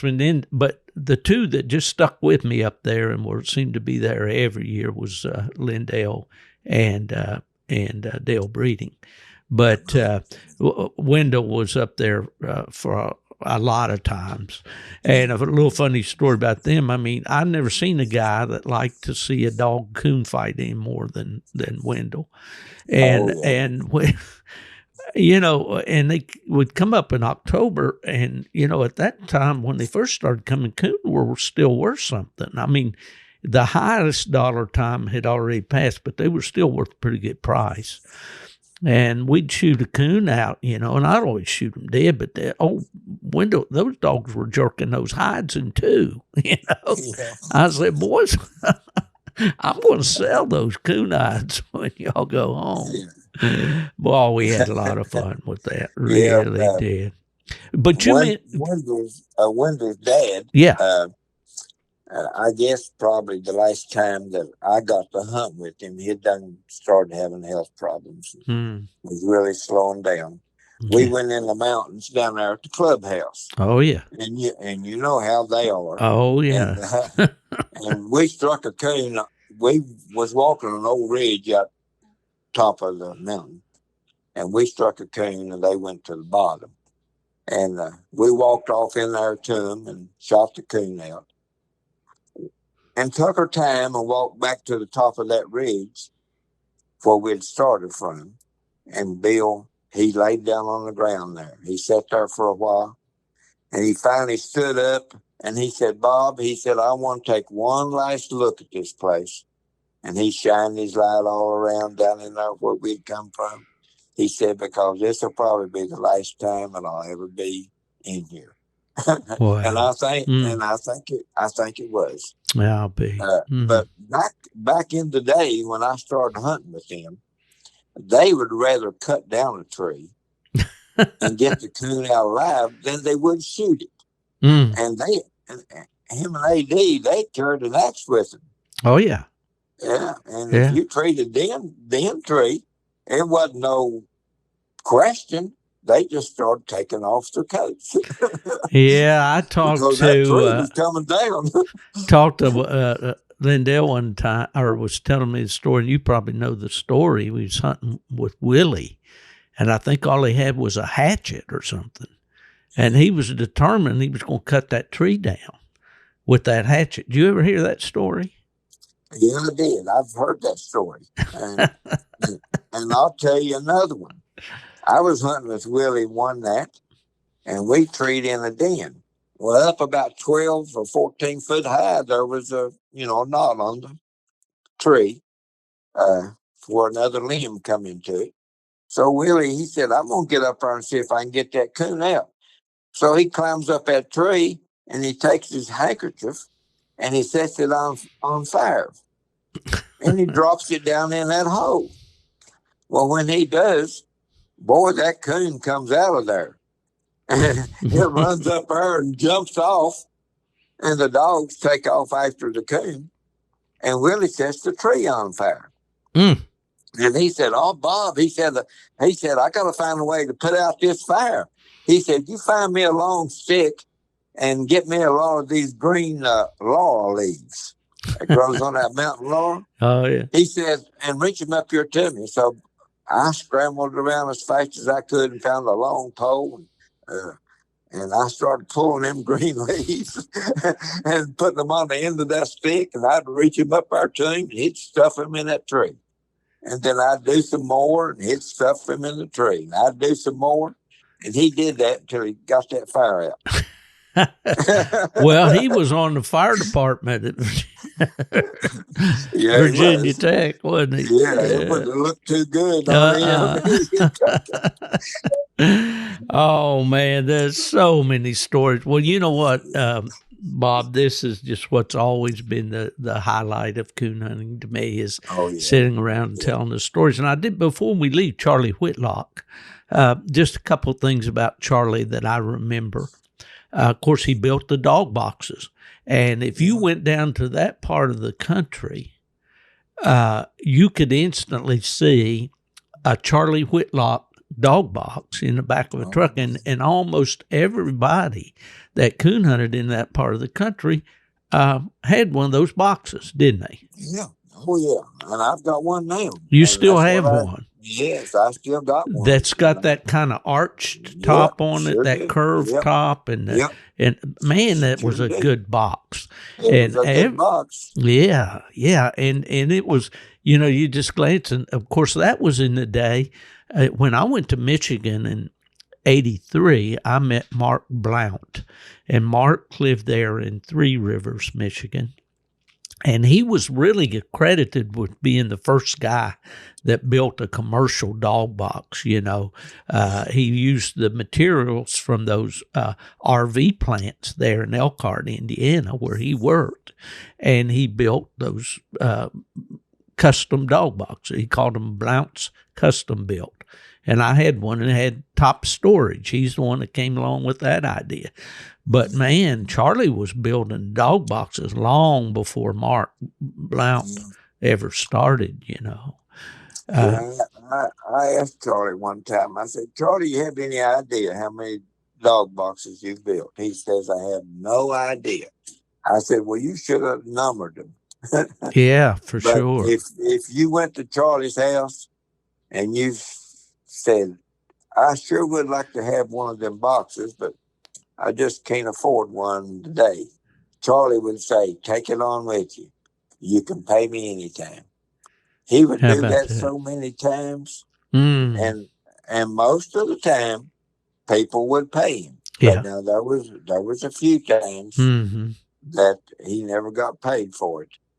But he was just that kind of guy. Well, they were just such a unique box, and I would love to have one myself today, just for the fact that Charlie, built it. And I think I mentioned the other day to you that I believe it was William Doss over at Glade Springs, Virginia, that continued to build the box. I don't know if it was exactly like Charlie's box, but it was similar, I think. It was similar. There's a few people around that copied that pattern after Charlie died. Uh-huh.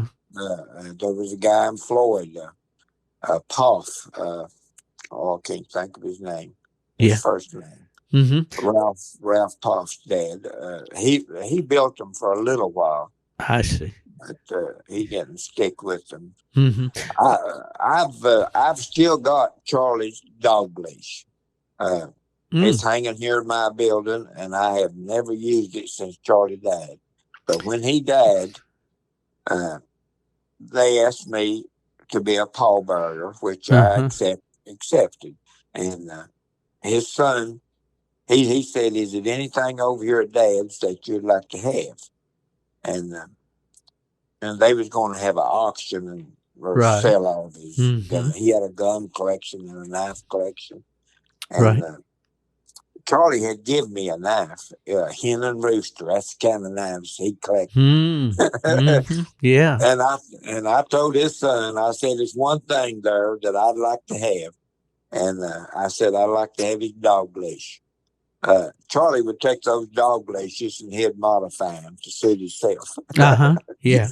He'd do everything that right. He was an innovator. Yeah, he was. Yeah. And I've got it. He gave it to me, and I still got it. Oh, that's great. Well, I want to, and that reminds me of something else, but as referring to Charlie, Charlie had a big walker dog called Chief that would win all the treeing contests around.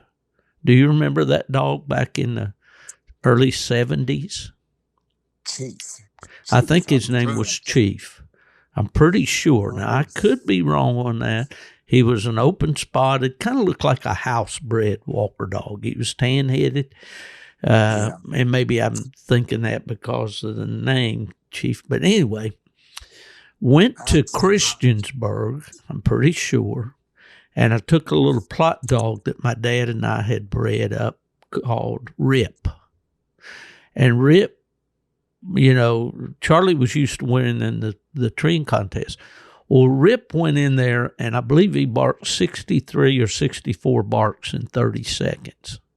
Yeah. And he won that treeing contest and beat that dog, and I remember being, impressed that I got to beat Charlie. Well, I don't know if it was the next weekend, but it wasn't very long till we went over to Tazewell to the Black Diamond Club over there at the stockyards there. Do you ever go to hunts there in Tazewell?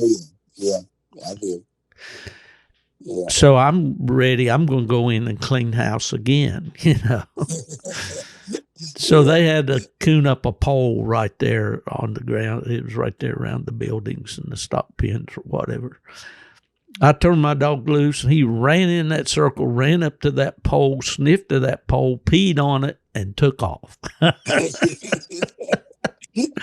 That was the end of my water race career treeing contest career with Rip. He was one and done. Yeah. But I did beat Charlie's dog. Yeah, right. Charlie never, he never kept a dog too awful long. Right. He liked to hunt different dogs. And he would buy a dog. He wasn't the guy that would take a dog from a pup up and train it. He would buy him already running and training. And he'd hunt them one season or maybe two, and he'd sell that dog and start with another one. He just liked to hunt different dogs. And, yeah, well, that's another area legend, and there's stories like that, I'm sure, all across the country of coon hunters that made an impact, in on the sport in their particular area, and then people from outside that area just, back in that day, people didn't travel the way they do now, But I was going to ask you something else there. I had it, and then I let myself get distracted. My wife calls it, I chase squirrels. I'll be thinking about one thing, and then over there's a squirrel. I have to go chase it. But, what were some of the favorite dogs or oh, I know what it was exactly. There were a lot of river bend flag bred dogs in that part of the country at one time years ago, weren't there? Oh, yes, yes, so he was, and I had some of those. Did you? Yeah, What do yeah. what do you remember about the flag bred dogs there? I remember one, the preacher dog over there that Matney had. Who was that? Dave Manny. Dave, Dave. Dave, Dave Manny. Yep. White And dog. yep, Yeah, yep. he was right off a flag, wasn't he? He was right off a flag. Yeah. He sure was. And I judged that dog one night in a night hunt, and oh, it was pouring down rain. It rained, but they wanted to turn loose, and we did, and that preacher dog went out, and at that time, night hunts was 3 hours long. And you still there? Yes, I am. I'm listening. Okay. I'm soaking this Okay. up like a sponge. All right. And we turned out, and preacher made a great big circle and never struck a thing. And then finally, Dave got him, and I said, "Well, come on, I know another place." So we drove to another place, and it was still pouring rain.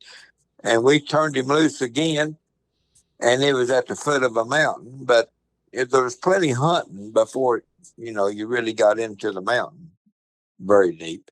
And we turned preacher loose, and that's the last I saw of him that night. The time expired, and he never had made a bark. And so I had my truck, and Dave had his. And he said, "I'll wait on him. You just go on to the clubhouse." And I went on in. That's the only time that I ever hunted with preacher. But they said he was a good hound. Now, there was a dog back in those days called John Wayne. Do you remember that dog? Yes. Yes, I do. I remember John well, owned by B.H. Mullins. There you go. And I had a direct son off of him. And old John Wayne, yeah, he was a real hound, and he won about every hunt that B.H. put him in. Yep. And a finer fellow than B.H. Mullins you couldn't find. Now, where did he live, Bob? He lived, B.H. lived down in, I think he lived in Tazewell County, I believe, or one. Yeah. Mm-hmm. Yeah. Well, I remember that dog very well. Exactly. It might have been Dickerson County. Yeah. But he lived down in that section. Yeah. And I went to South Carolina to buy a liver dog off of Whitesville, South Carolina, or Whitesburg? There's Whiteville, North Carolina, right down on the coast. Down on the coast. Yeah. Jury Labine or something like that. Blondino. No, it wasn't that. No, it was Jury. His name started with an L. But anyway, I drove down there to buy a liver dog, and we got there and went hunting. Had my brother with me, and he said, "Do you mind if I take 2 dogs?" He said, "I've got a little night champion dog here," and he said, "If you don't mind," he said, "I'll take him too." And I said, "I don't mind a bit." And this liver dog was a younger dog, but he was supposed to have been doing everything that I liked. Oh, yeah. And we went hunting down there. That's flatlands down there. Oh, yeah. A lot of water. A lot of water. We turned those dogs loose, and of course it wasn't long they had a coon tree. We went to the tree and saw that one, and turned them loose again. It wasn't long they had another coon tree. But the liver dog, he had a big mouth. He was loud, and he was a good-looking hound. And but he would run 10 or 12 feet up on the side of that tree. And he'd get back off, and he'd get him another start, and he'd go up that thing again. Well, this little John Wayne dog, the night champion dog, he was just sitting there on his butt, looking up that tree, just chopping every breath. But he didn't have the mouth that the liver dog has. Yeah. So anyway, we get back to Jerry's house, And Jerry said, well, what do you think? I said, well, Jerry, I don't believe the leopard dog will suit me. I said, because I don't like that running up and down the tree. But I said, that other little dog, I said, he don't have as big a mouth, but I like his style. I said, how much you take for him? Yeah. he said, I'll take $1,250 for him. I said, I think I'll take him home with me. and Uh-huh. I brought him home, and we kept him for a couple of years, and finally sold him to Charlie. And Charlie ended up with the dog. And Now, he Charlie, was out of the John Wayne dog? Or he was out of the John Wayne dog. Mm-hmm. Yep. Was John Wayne out of Flag? John Wayne was out of Flag. Yep. That's what Sure I thought. was. Yeah. Yeah, I remember those dogs. I remember one time hunting that part of the country can be some really nice hunting there around you and all, and some farms and things like that, and pretty nice. And ridges are not too steep in some places and all that. But then you can get in some places. I drew out one night with Gene Joyce, and he took me over in Floyd County. Now, I think it was Floyd or around Floyd. That's Franklin County, isn't it? Well, or what is it? What county is it? Floyd County joins Franklin County. Well, I don't remember exactly which, but it was just nothing but one laurel thicket and a little way to walk up the creek was about all, and straight up and down on both sides. It was an underwhelming coon hunt, to say the least. Right. Yeah. Gene had that blackjack dog that Charlie Willie ended up buying. Yep, that's the dog Gene was hunting that night. Yeah, yeah, and Willie, Willie kept that dog, I guess, until he died. Right. Yeah. Right.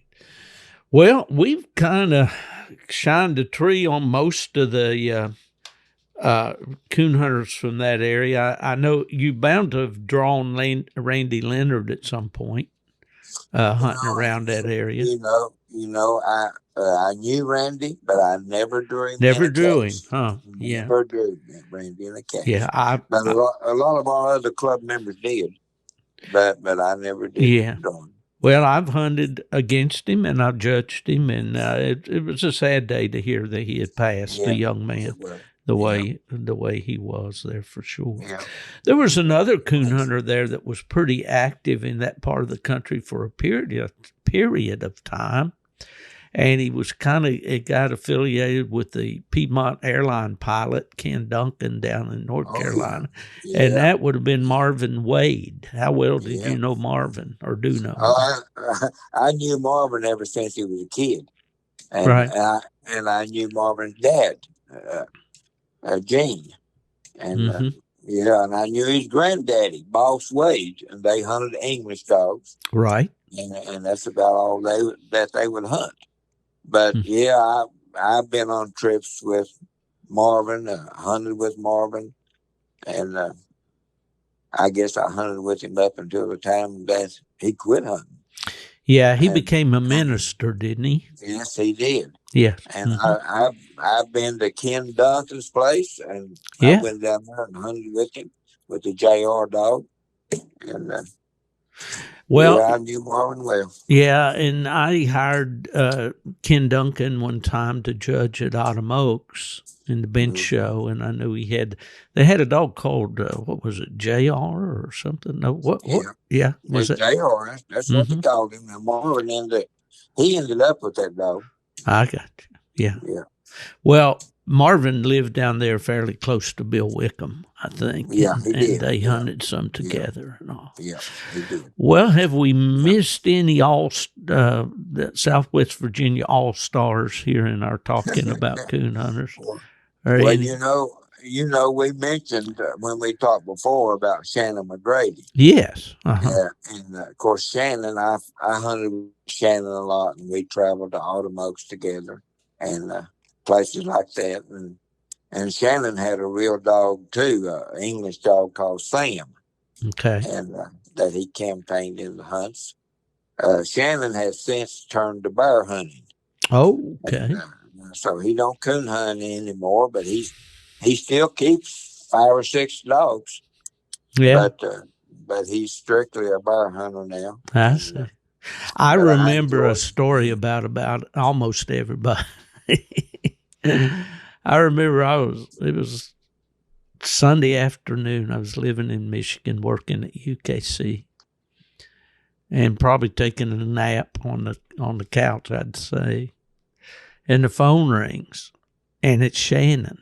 And I don't know how he got my home number, but because I stayed on that phone 24/7. I mean, well, not exactly, but I stayed on the phone every day when I was at UKC. It was one perpetual phone call after the other, you know. I know you did. Well, kind of woke me up, and I was probably grumpy a little bit like an old bear, you know. And he wanted to go into some big deal that happened at a night hunt Yeah. and talking and talking. This was Sunday afternoon. I said, Shannon, wait a minute. Wait. I said, do you call up your insurance man on Sunday afternoon at home? Or do you call your banker? Or do you call the guy that fixes your car? Do you call them at home? He said, well, I'm calling you because this is your job. I said, well, Shannon, I don't work 24/7. I put in my 8 hours and a lot of weekends too, you know, but it was just kind of funny as I look back at it. But I realized that that's the way the coon hunters thought about it, you know, that, hey, you work for a registry, you're on call 24/7, you know.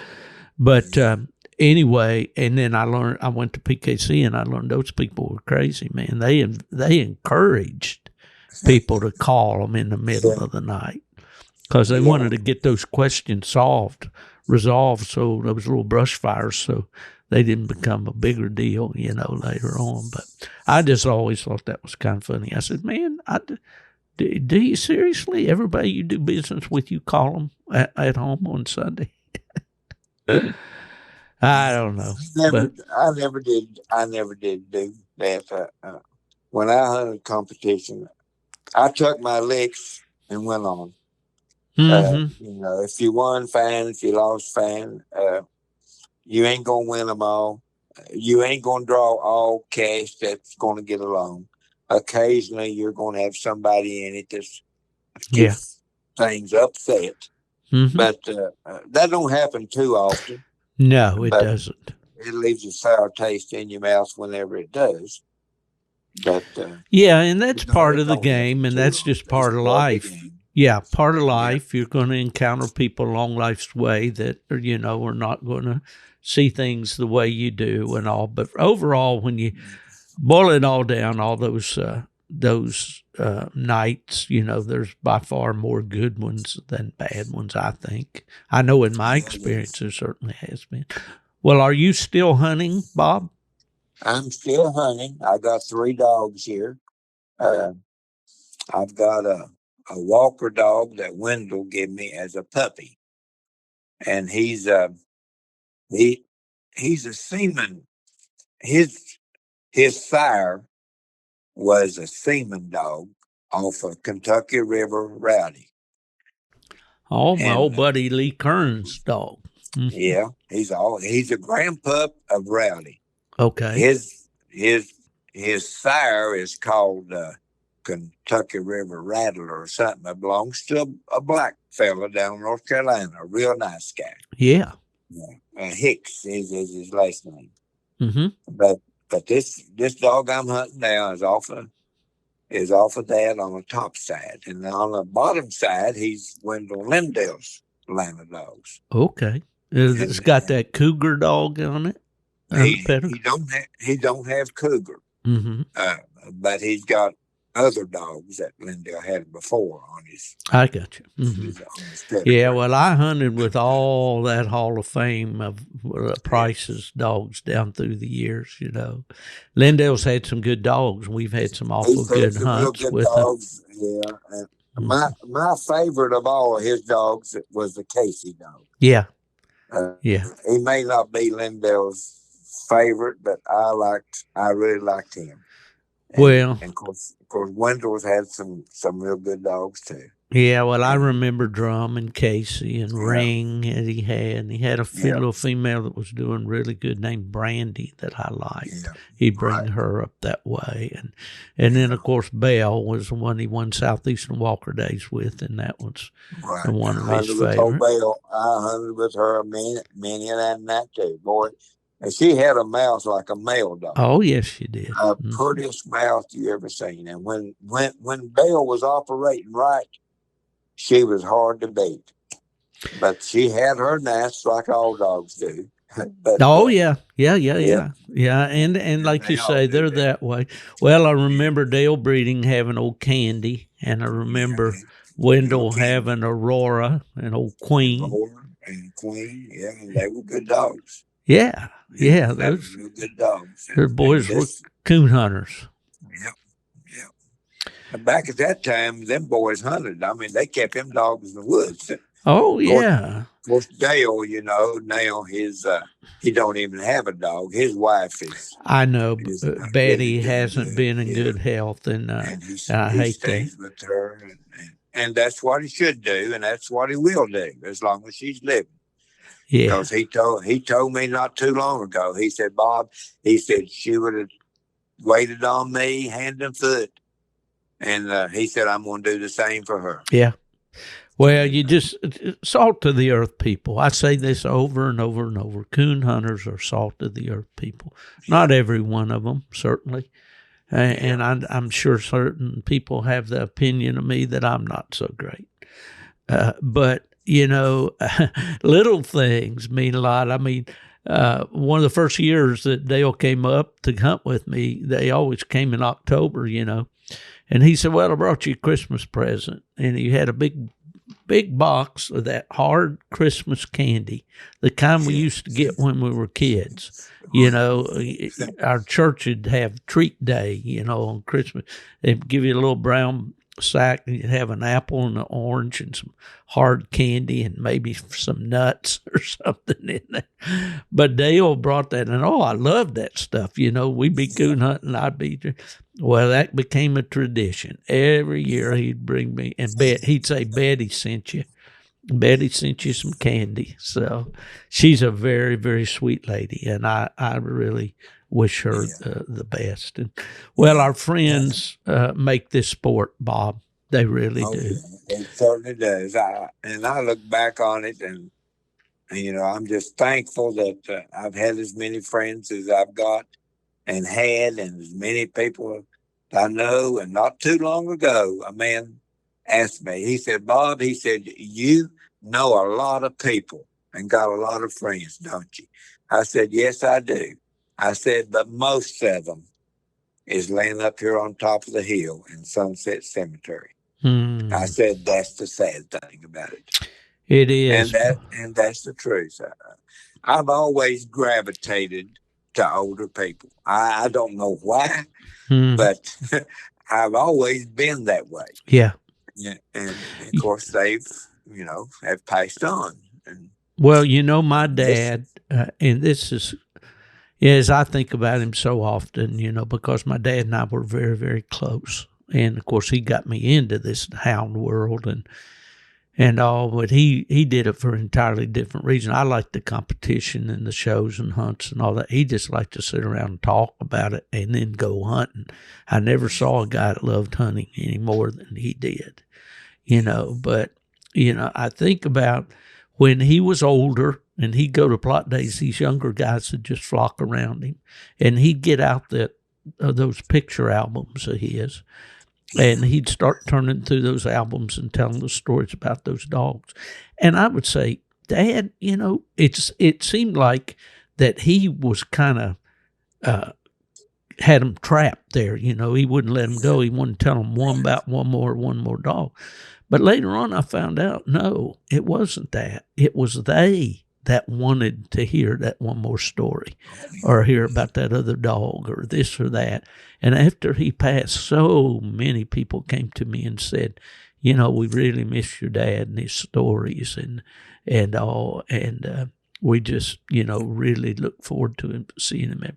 That's the way I want to be remembered, Bob. Well, I want to be people to think, well, when they think of Steve Fielder, they think, well, we had a good time. When I was around Steve, we had good stories, we had good times, we had some laughs, we went hunting, we treated some coon, and it was a pleasurable experience. And I'll send that as a word to anybody that's getting involved in the sport, whether you're young or just a newcomer into the sport. If you make it all about you and all about winning, and if you don't win, you don't have a good time, and you walk in and you pay your entry fee and you hunt your dog and you go home and you don't talk to anybody, you're missing a lot, and you're really missing what this sport, I believe, is all about. Do you think so? I certainly agree, Steve, 100%. Yeah. Yeah, I certainly do. Well, Bob, I think. You go ahead. Don't let me interrupt you. I want to tell you two more quick stories, please, before we end this thing. A lot of people has asked me. They said, "What was the best competition cast that you was ever on?" Right. Okay, and I tell them all the same thing. And my dog was not involved. I went to Autumn Oaks. I had hunted on Friday night. Me and Shannon McGrady was together. He had his Sam dog, an English dog, in the night champion cast.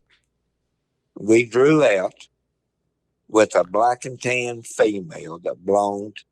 Some guy was handling this dog, belonged to Humphreys. To Jarvis Humphreys. Mm-hmm. Jarvis Humphreys. A black and tan female. We went to the woods. I think there was another dog too there, but I think the fellow scratched him, a Walker dog. But anyway, that was the best cast that I ever been in the woods with, as far as two dogs, treeing coons that was nip and tuck. It would be 25 points one way or the other all night in that cast. Sam would be ahead 25, and then the other dog would be ahead 25. Little black and tan Jip. She was as tough a dog as I ever saw in the woods. And Sam wasn't no slouch either. Mm-hmm. She finally won the cast just by a few points. Yeah. That was the best competition coon hunt that I was ever in. I was just a spectator. Was that at Greencastle, Indiana, or was it? It was. I'll tell you where it was, Steve. It was Sandusky. Oh, up at Oak Harbor, Ohio. Oak Harbor. Yep. Oak Harbor. That's where it was. And how about that? Well, we've lost Jarvis, and and Jarvis was a guy that I loved like a brother. He was always nothing but 200% good to me, and polite and friendly and all. And of course, I didn't really work much for Jarvis. He had sold to PKC when I went to work for them, but he was still around, and he was still doing, I guess, some consulting or whatever with Larry. But a true legend in our sport, and in many ways, he changed the sport of coon hunting forever. And all right, give me this other story you got. But anyway, before I get into the other story, Dwayne Clark was there. Yeah, he had a whole pen full of Spring Creek Rock puppies. Oh yeah, and I walked by them puppies. I don't know how many times a day. Boy, I wanted one of them so bad, but I didn't. But I didn't have a lot of money with me, but anyway, he sold every one of them. Oh yeah, on Saturday evening, I think, when everybody was pulling out, I walked by and there was one pup left in that pen. And Dwayne said, "You've been eyeing these pups all weekend." I said, yeah. I said, I always want a puppy out of Spring Creek Rock. And I said, I just liked his looks. He said, well, I'll tell you what I'm going to do. This is the only pup left. If you want him, you can have him for $50. Oh, my. And, I didn't buy it. Really? And I have kicked myself so many times for not buying that puppy. I thought about that all What the were way you home. thinking, Bob? I didn't have $50. Well, you probably didn't have. Well, I've been there too, brother. Yeah, That's yeah. not. Yeah. Okay, and the other story. I used to bear hunt with these boys all the time, and like I told you before, I didn't have dogs, but I'd follow them in the woods, and I've helped drag bear out. I never shot a bear.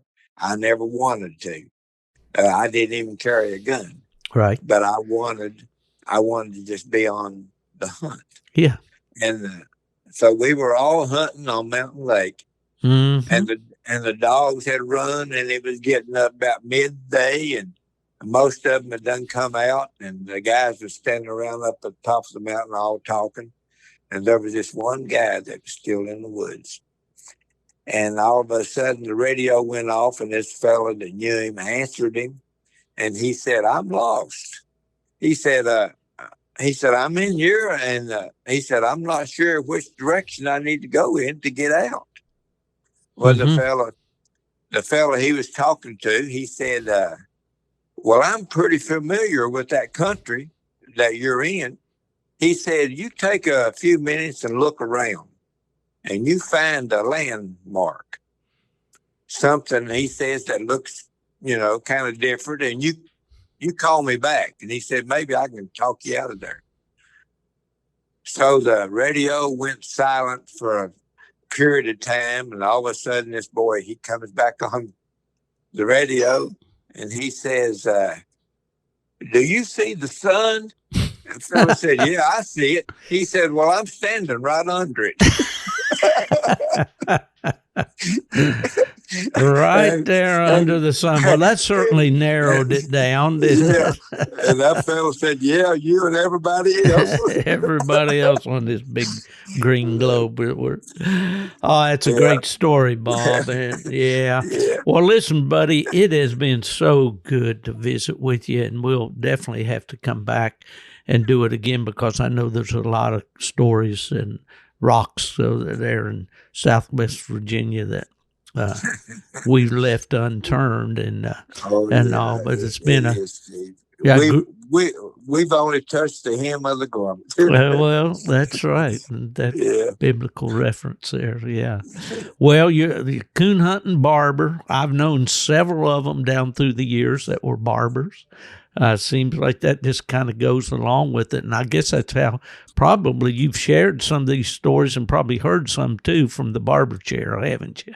Oh, and lots of them. Yeah. We would hunt all week, and on Monday morning, my barbershop would be full of coon hunters.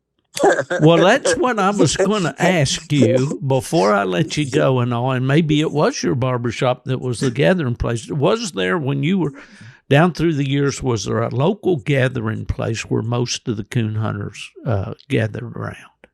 Well, my barbershop was those places. Yeah. There would be so many coon hunters in the barbershop that people would drive by that wanted a haircut.